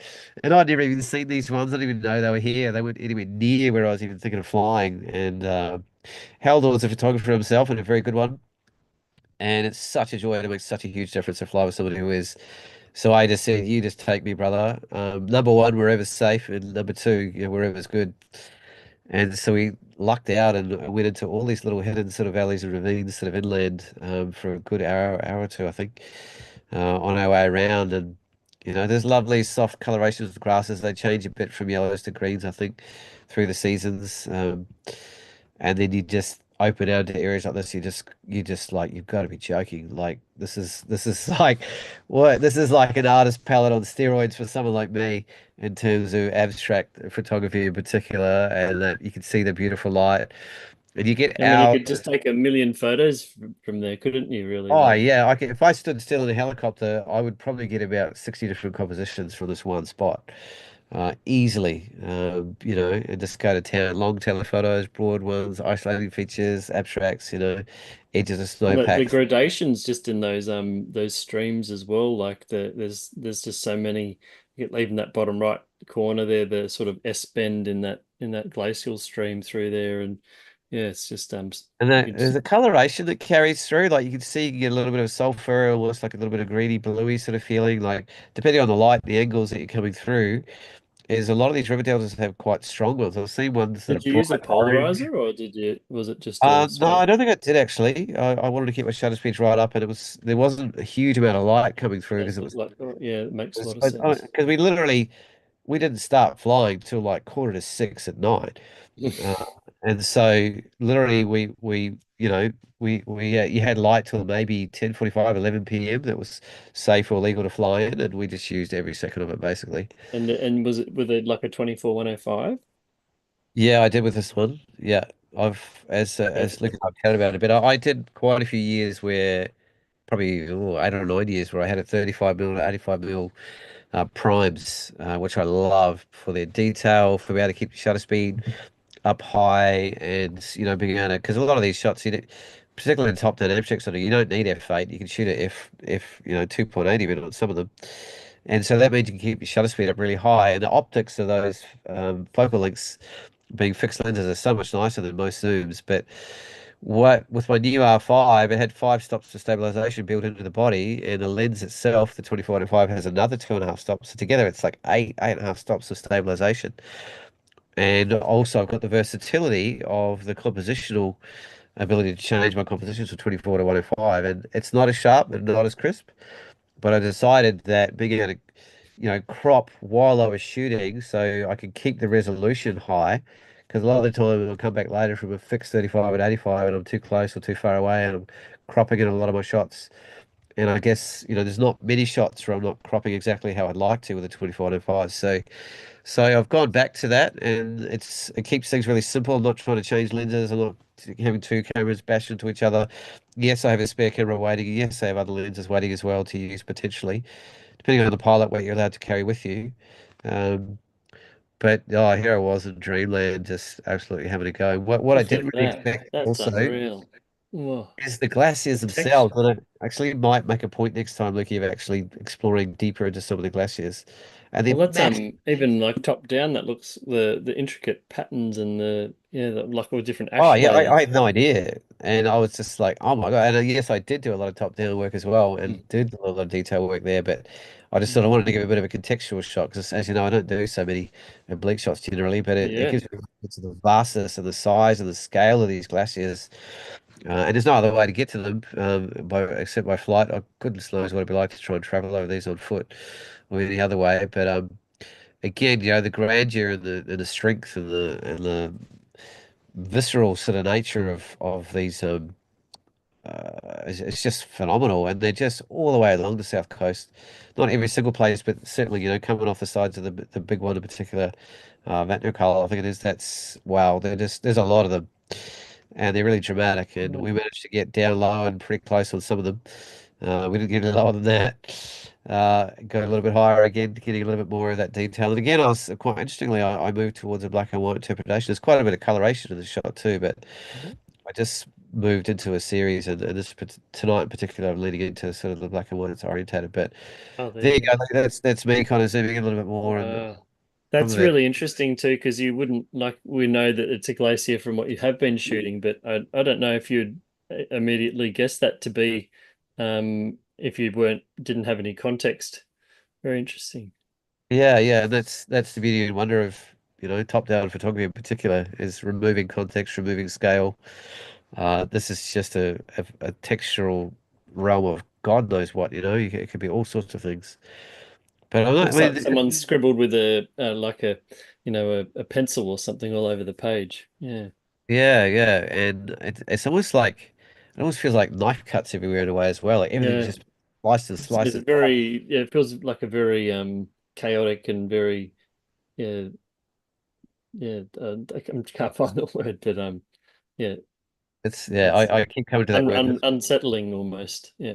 Yeah, it's edgy, it's Mm. not a pleasant, soft, dreamy kind of feeling image, is it? It's a edgy, sharp, feels like it's been cut to shreds somehow, by all sorts of forces. And yeah, that's all natural forces that have created that. That's a slightly more poetic way of interpreting that same kind of area, in that I'm leaning into the curves, and there's almost like a bit of a feminine feel here and a bit of a softness in terms of allowing those shapes. And yet it's the same sort of material. And in this Mm. case, I've left it with that coloration as well, which softens it in some ways as well. But It's almost not, more fascinating than everyone would probably be gravitating towards those braided rivers as the key, but even just this here, the it's almost like uh, they've just been thrown into the air or something. It's yes, it's yeah, yeah, that's a good yeah, interpretation. Yeah, like they're just floating. yeah. Oh, it's thrown up. Yeah, I like that. Look, I didn't actually. As soon as you said that, I felt that too. And before, I wasn't noticing it. And there's compositions within compositions here. Like this on our own with this beautiful shape is an image It itself. almost looks like someone smashed your photo, like you had it printed on glass or something, and then the print, Yeah, yeah, yeah. It'd be interesting to name this image, wouldn't it? I'd spend a bit of yeah, time with that and think be about something shattered, yeah. yeah, yeah. And then getting in tighter. I'm not sure. I might have put on the 7200 for this one. Just to get right into all the details. And you're always reluctant, especially in a fixed wing, to lose time changing lenses. That's a bit of a downside, which is often why I use two bodies at once, so I don't have Mm. to. But I've only got one really good body. I've only got one R5, and I've still got the 5 DSR, which is getting on and doesn't really handle high ISOs very well, even though when you nail it, it's good. Um, so yeah, in a perfect world, I'd have two, but I don't at the moment. It's Oh, almost yeah. like a parrotfish or something. Uh, That's crazy. yeah, it just looked like a little fish to me. It was just almost like one of those old gropers or something. With Almost maybe more like a eye and a tick or mirror. like some sort of insect or yeah. Yeah, it could be that as well. Yeah, but I see the sort of eye and mouth of an old Oh, groper. there. Okay. Yep. But again, I appreciate that different people could go in different directions with that, which I really like. Um, Giving you a broader sense, that the volcanic sands are so black. But what's really interesting is this might be blue and this might be white. There's other areas where one side might be orange and one will be blue. Like depending on where you are, there's different colorations to the different deltas and the different soil structures and what's been crushed and ground underneath and the geomorphology below the glaciers as well that filters out through the coast. And when you drive along these oil areas, you just see nothing. It's just completely flat. There's nothing that stands out. You have no idea, arguably, that they're even there. And then bang, you can just find utter artistic majesty, once you just started to shoot top down. Do you And that find it too that it's one of those like as you change the angles, the different colors sort of come in and out? So you and like a certain direction you had to bias if you wanted this sort of color, for example. yeah, definitely, particularly if there's active light, and then really diffuse light a little bit less so, but there's still usually some direction to the light. And in this case, this is probably 9:30 at night or something, when we were shooting this. So there's a little bit of angle, maybe 8:39, maybe 9ish. And there was sort of late in this flight, the clouds sort of cleared out, and it was a lot of angular light. And I leaned into that on some of the shots where I did circles around. Like Luke knows enough to know that once you start shooting this sort of stuff top down, your flight pattern turns into spaghetti. Your flight path just goes around and around in weird circles and curves, and you tend to circle around the subject matter you're really most interested in. But what I Wow. didn't expect is, like, if you stand next to that, it's completely flat, and there's no Yeah, that layering, looks just three-dimensional for water. sure. And yet somehow it manages to come out with this level of On dimensionality. metallic or something like that would just be the most outrageous print. Oh, mate, I did print this on metallic. I had it in my Oh, last exhibition, Lucky. oh wow. And it led beautifully. But these are, that's an example of some of the sulfurous elements down below. And I think I had some judges on this one in a competition, so it felt like almost like the connective tissue of the body, and Mm. layers of viscous kind of tissue and things like that, and tendons and ligaments and And nostrils and yeah. yeah, and yet you can see faces and animals and people. I see it's quite interesting what people could find in it, and yet it's just a tiny little subset of a big, broad, open plain, and it's just they're actually not easy to compose these photographs. To be honest, it's a bit overwhelming when you see them. You're just like, oh my God, oh my God, oh my God, and you just shoot it all over the place, and it's kind of hard to slow down and refine a shot. And in some ways, it's difficult just through the nature of flying fixed wing, in that you're flying at 200 k's an hour and you can't stay still and wait until a composition kind of coalesces itself in front of you. You just kind of got to go for it. I'm fairly good, probably better than some at creating compositions on the fly, partly because I've been a guide for 25 years, and so many of the wilderness experiences that I've had, I've only got seconds to compose and shoot, and I've just learned to do it fairly quickly. But again, like so otherworldly what you can find, what you can create. Almost this feels almost like soft and paper-like, almost Mm. like translucent.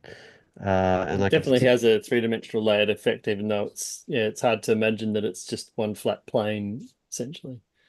and Mm. and having been there and been on the ground and been in the air, I still scratch my head and go, how do you get these kind of interpretations of something that's essentially flat? Um, color, black and white, take your pick. That's it was Like a, more. almost microscopy, like yeah, you've it's like a cell under 1,000 times magnification or Yeah. electron microscope image, you know. Yeah, and Yeah. often those electron micrographs, they don't have color either, some of them. Mm. Well, so yeah, nicely said, Lucky. I appreciate that. Mm. And I was not expecting to find things like this. I'm like, what even is that? Like a series of ghosts, or just felt so ghost-like, this area. Almost like the sort of image where you could probably work in any orientation as well. Yeah, like you Yeah, don't. yeah, and a lot of them are like I've flipped around a bunch of them, and Yeah. it's I could sort of go, different ways and have different sort of interpretations and feelings to them. Oh, Mm. you're really right. That looks sort of more like a rock, like it looks like rock to me that Yeah. way. More so. Different sort of movements. It like that sort of has this rising or falling kind of feel about it, depending Yeah. on which way you put it. And that kind of has a more I like what you lateral. had. Yeah, it is you get total it's amazing that direction just, completely different feel to it. Yeah. But look at the textural element of it. I mean, it's just insane. I mean, that could easily be microscopic, sort of, what you're looking at Mm. the edge of an insect or some sort of, crystalline structure or Is something. that It's just dirt, like sort of sand or ash, Yeah, or it's is just it volcanic sand. I don't know where ash fits into it all. Obviously, there's been a lot of maybe volcanic over the years, but it's just volcanic sands. That's a broader one. That was almost the cover shot for this show. Actually, that's the original one that Dex created for us, actually. And then we moved back to the other one just because we felt like it had a little bit more storytelling in terms of fire and ice, because it had volcanic sort of plugs in it as well as the snow. This is another very interesting one. It was one of those unusual ones that had a lot of color in the water. I have boosted it just a little bit, uh, but again, it's almost like finger-like structures, or like how do these create that? If you stopped and filmed that, all of these are flowing. They're flowing creeks. They're moving the whole time, and so you have to be a little bit conscious of your shutter speeds from that point of view as well, actually. And I find quite interestingly. And I haven't really figured it out, Lukey. There'll be areas of these that are really sharp and areas that aren't.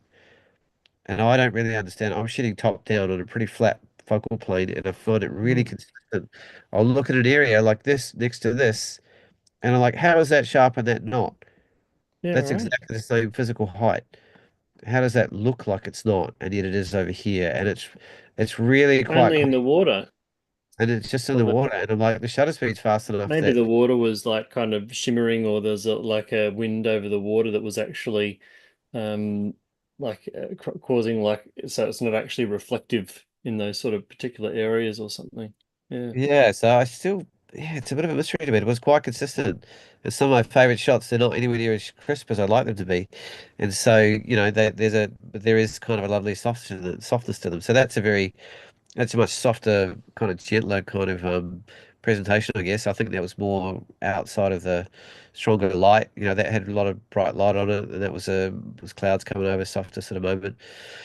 Well, This is probably my favorite in terms of just leaning mm, into the unbelievable sort of visceral nature of the detail. It's like you've got to be joking. All of this is just water. How is it even possible? Like to get this sort of level of filamentation, as it were, in something that's just fluid and moving. And you might remember, look, I printed this up at 40 inches on metallic paper and yeah. on the feature walls, yeah, entering the last the Sky Dreaming exhibition that I did. Um, and yeah, I'm pretty keen to get it on my wall, actually, to be honest. Mm. Um, this one, yeah, I think I don't get many shout outs from Mark Animus, but he shouted out to me on this one and said it was the best he'd seen from the area, which was really nice of him. And again, it has that, and I put it in a competition, and the judges hammered it. They didn't like it at all. And I think they couldn't understand that graduation of color. Mm. Basically, the sunset was over here, and that light was just falling on this side, and it was falling away on the other side. So that gradation was actually exactly what was going on. Again, I don't know how to Yeah. explain the Well, dimensionality of this relative to what the flat surface that it is. they must have interpreted it as being a technical fault rather than it being the, Yeah, yeah, I think they true. did. It's a bit of a shame, but to me, this feels like something out of Pan's Labyrinth or something. Just it's so convoluted. It's Is it hard to one of even those ones explain. where if you went black and white, then you can avoid that conversation, or is the color? Yeah, yeah. I see what you're saying. Yeah, Yeah, I guess you the could. Yeah, yeah, and that's interesting. I actually haven't explored this one in black and white. Thanks, Loki. I think if I work on that, it certainly could it's be. I feel like I mean it goes much more chaotic with the black and white. The color enables you to try and make a bit more sense of it, I think. Yeah. Yeah, I think you're right. Actually, it's just raw shape and texture here, isn't it? Whereas that kind of has a sense of formliness about it somehow. Mm. And a gradation and tone and a movement from one side to the other. It feels a little bit more deliberate rather than completely chaotic. But they're really interesting. Like I've got thousands of these, and I find it quite challenging to create, find the compositions. And in some ways, you're gathering raw material, and if like, as it's all run and gun, it's so fast. Um, I'm curious too if you did you don't have to answer, but obviously you got high res files and you're cropping them square, so there is a portion of the image that we're not yeah. seeing as well. Generally speaking, is it you're just sort of taking off one side, or do you punch in a little bit every now? I guess you need to get the corners in the right spots Because and I'm shooting with 21, 25 and 5, I didn't have to do that much. oh So right. I was zooming in a fair way, and I was doing that deliberately, even though you can lose a little bit of resolve when you push out to 100 on the structure of your glass. So I did find, the extra pixels that you got as a result you can work with is probably worth it. So I'll probably stick with that for a while. I'd say it's not very often. I think in the old days when I was shooting 35 and 85, I probably did that more because it was pretty rare that I had the exact composition I wanted in camera. It was either too wide or too close a lot of the time. But I'll keep moving. That's kind of like, Mm. that's it showing that the work that I did on Oh, that I file. see. Yeah, yeah. But, There you answered my question then. so you can see all the colors in there. You can see that soft warm tones to the left. You can see the cool tones to the right. And that's the same file that I cropped it on. You can see. So Yes, that's you how haven't much. lost. There you You go. I didn't you even know I haven't had that really there. lost any on the top. You've only taken a bit A of the little bit. sides off, and yeah, Yeah, a little bit on the side, really, yeah. on one side. So, They've got to do a squarial. That's the name of the game, isn't it? I think this could work. You can just see the edge of the plane getting in the corner of that shot, just to give you an example. But that's pretty much that's a straight raw shot. So to give you an idea. Again, another different area. I think there was a different coloration, or maybe the angle of the sun brought the actual volcanic. It was more of a different colored sand underneath. So Mm. and everything's relative to the human eye. So it brought out different colorations of the water based on that it wasn't so dark and black behind it. Whereas And of that was course, just if you're looking for more of an artistic expression of it, you could obviously make it whatever color you wanted to, and really play with the contrasts, and you've got an amazing sort of palette to draw from. yeah, and no, it's it's not a new place that's been photographed, but it's still nice to be able to put your own flavor on things. I'll be interested to see what my good mate Scotty McCook would do with some of these. It would get Mm. pretty otherworldly because he just has a skill set to go anywhere. Um, I don't even know what this was. This was so eerie. Um, it's again Almost just looks like a salt lake. Or, yeah. yeah, and it's almost looked like embryonic kind of feel to it. Mm. Um, but again, the structure of it was just astonishing. Looks like the bottom of my foot after my hike. I hear you. And then these were really unexpected too. This whole area, these unusual sort of shapes. So you can see there's actually a little bit of tussock. I think that's actually tussock grass. Yeah, see, I would go Lake Air or something like that, like I wouldn't go Iceland if I saw something like that. Yeah, yeah. And again, so like I said, like I wasn't worried about whether I got material that was the same or different from anybody else's. I was just excited to be there. Um, And flying back, the weather started coming in a bit again. It was getting pretty cold. Like opening the window was like, oh, you want to be you want to be taking choices. I lost all feeling in my fingers by now. I think when I was flying over these areas, I had the window open for half an hour without closing it. Not and I was leaning out the window almost half the time. Hmm. And 200 kilometers an hour with, the air temperature's only 4 on the ground, add the wind chill onto that. It was probably minus 10, 15 running through the window. And woof, I was almost like using my whole arm to push the shutter button because my fingers were frozen. And you would have been so primed after all of that let down. It would have made Oh, nothing man. to stop you, It was a Yeah. very emotional journey. Um, Here is the image that we chose for the cover shot for the show, Land of Fire and Ice. So I mean, you just see the volcanic sort of elements that are floating around and the ice sort of in and around it. Like it's very telling for that. And I missed the eruption by 2 weeks on this last trip, and there's been about seven since then. So it's a catch 22. You can say, oh, I want to get a eruption when I'm there, but then it might, you might not be able to fly for a week, or you might not Mhm. be able to access it because it's too Yeah, well, dangerous. you might not even get into the country, We might depending on even how get into bad it is. Iceland at all. Exactly. So I'm sort of not really sure what to say to the universe about this one, but I would be willing to drop everything to go shoot it. But at the same time, we're going to have clients on this one, and it's not really amenable to sleeping out the back of a camper van with professional clients. So it's sort of, No. which means you're locked into accommodation, which means you might be in East Iceland when it erupts.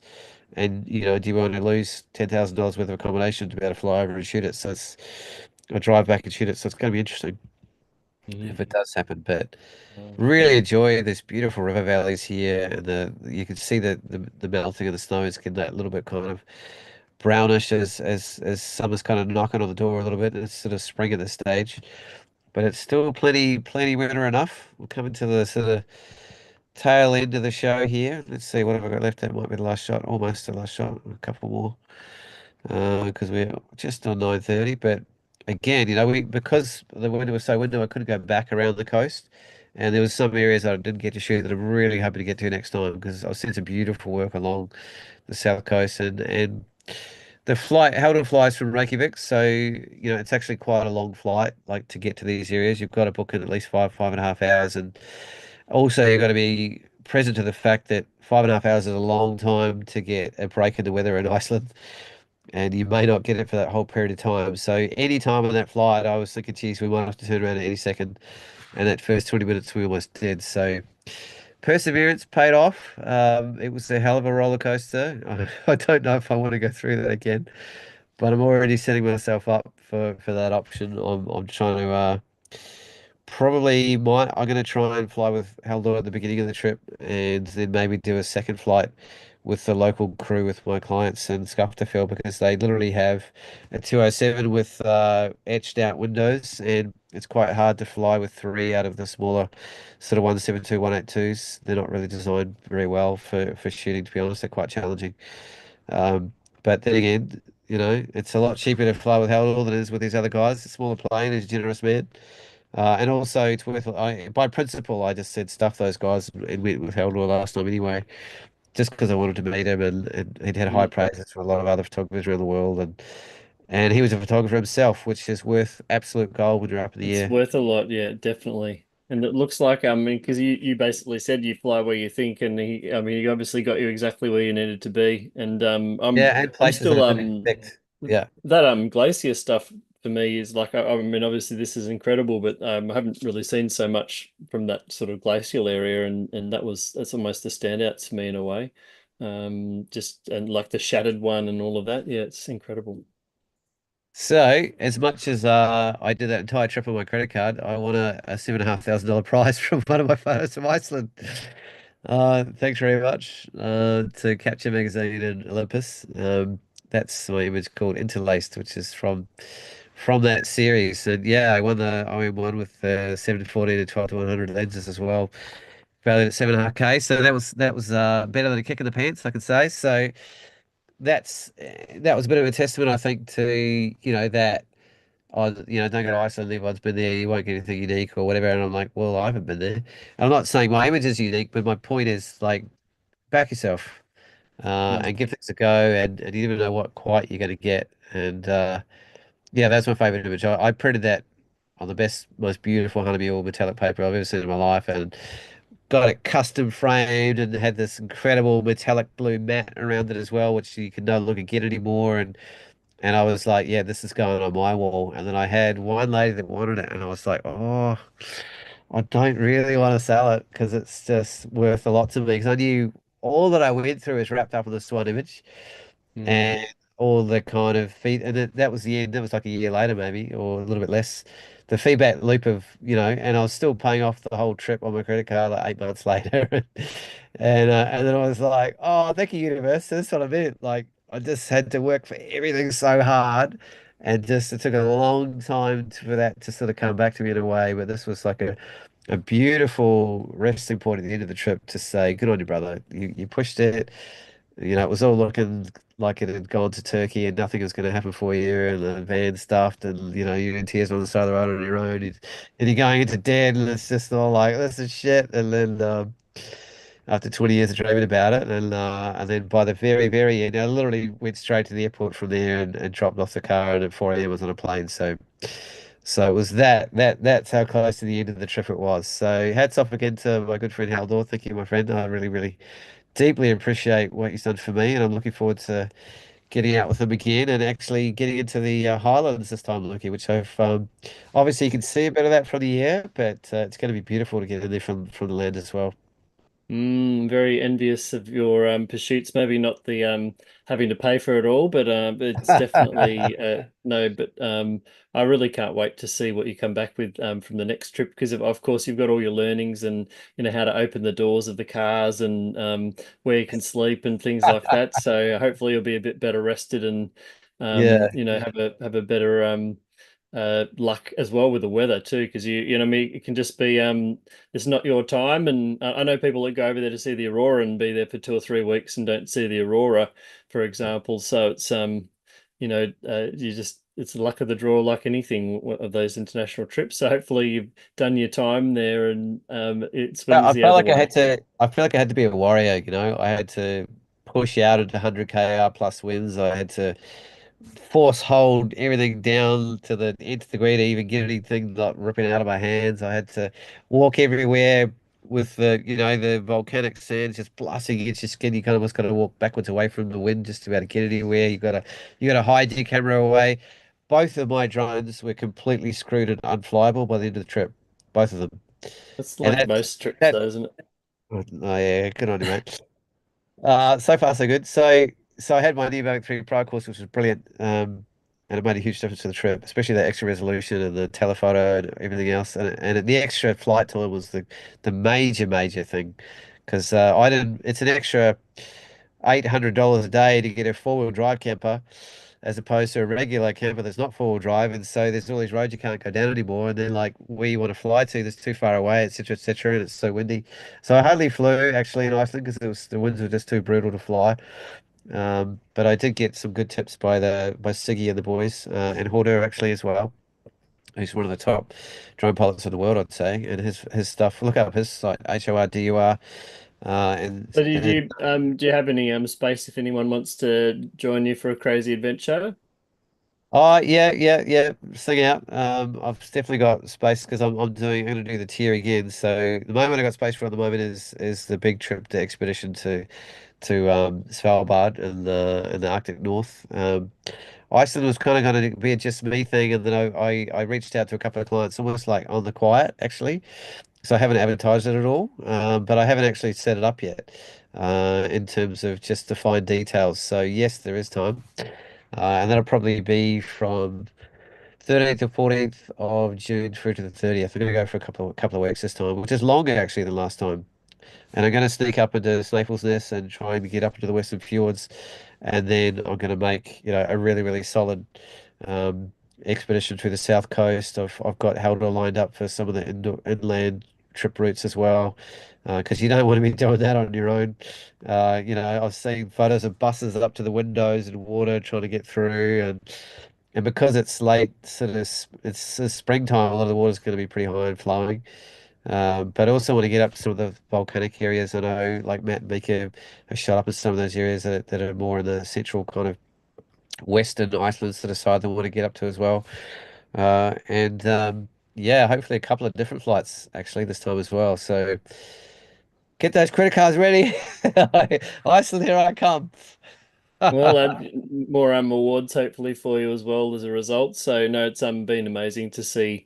I for one am just really astounded at the amount of passion and sort of so many people would have given up on that and just not even given it a shot or even bothered to catch up with the pilot just to say good day or whatever. So it's it's one of those cases where I mentioned earlier that adaptability is an important skill, but also determination and really believing in an idea and knowing that you will get the result if you can just make it happen and putting your head down and just keeping at it. So I, kudos I to you, was like, mate. I was like, stuff you, Iceland. I'm not giving up on this. This is my dream. Like every day, every day. I was staring me in the face, just going, no chance. And I was like, nah, not giving up. I was just poor old Haldor. He must have thought, who is this nutter? Like, he's not giving up. I already told him like 8 times it's not going to happen. And I was just like, not giving up. It means too much to me. It'll just be too amazing. So thank you, Universe. And thank you, Haldor, for making that possible. That was a dream come true. Yeah, That absolutely that's true. nice when it happens. But the dreams don't come true on their own. So yeah, well done on the effort. And thanks for sharing the story with us. It's always extremely entertaining, and I'm sure that people would have really enjoyed that. Yeah. And yeah, Iceland's so got my that's pound of flesh. yeah, that's right. Well, it's landscape photography for you, really. It's when you're going out in the elements and you've got everything, you have to, work around whatever is given to you. That's where the test is. And so yeah, maybe you passed this time, so that's nice. Well, somebody looked after me and I got the little exclamation part at the end when I got a prize like that. That was pretty that sort of made me feel um like somebody was going, yeah, we got your back after all that. Mm. You put in the work, you really worked hard, you showed a lot of guts, determination, perseverance, you didn't give up, and we're gonna give you a quiet nod, even though it was 8 months later. Well, But it's better late than never, as they say. yeah, So that's yeah. good. Good stuff. Well, look, thanks again for joining us, guys. Yeah, it's been a real pleasure to bring another episode to you, and we will be back. Probably next show will be a pre-record because I'm actually heading off to Antarctica next week, which is I'm quite excited about. And just makes it a bit easier. So we'll have something for you at that time. And until then, thanks for joining us, and we'll see you again next time. Thanks for watching Talking Landscape Photography. Don't forget to subscribe if you haven't. We're so close to 2,000 now. So Woo, I'll get on it. Catch, catch you later, everyone.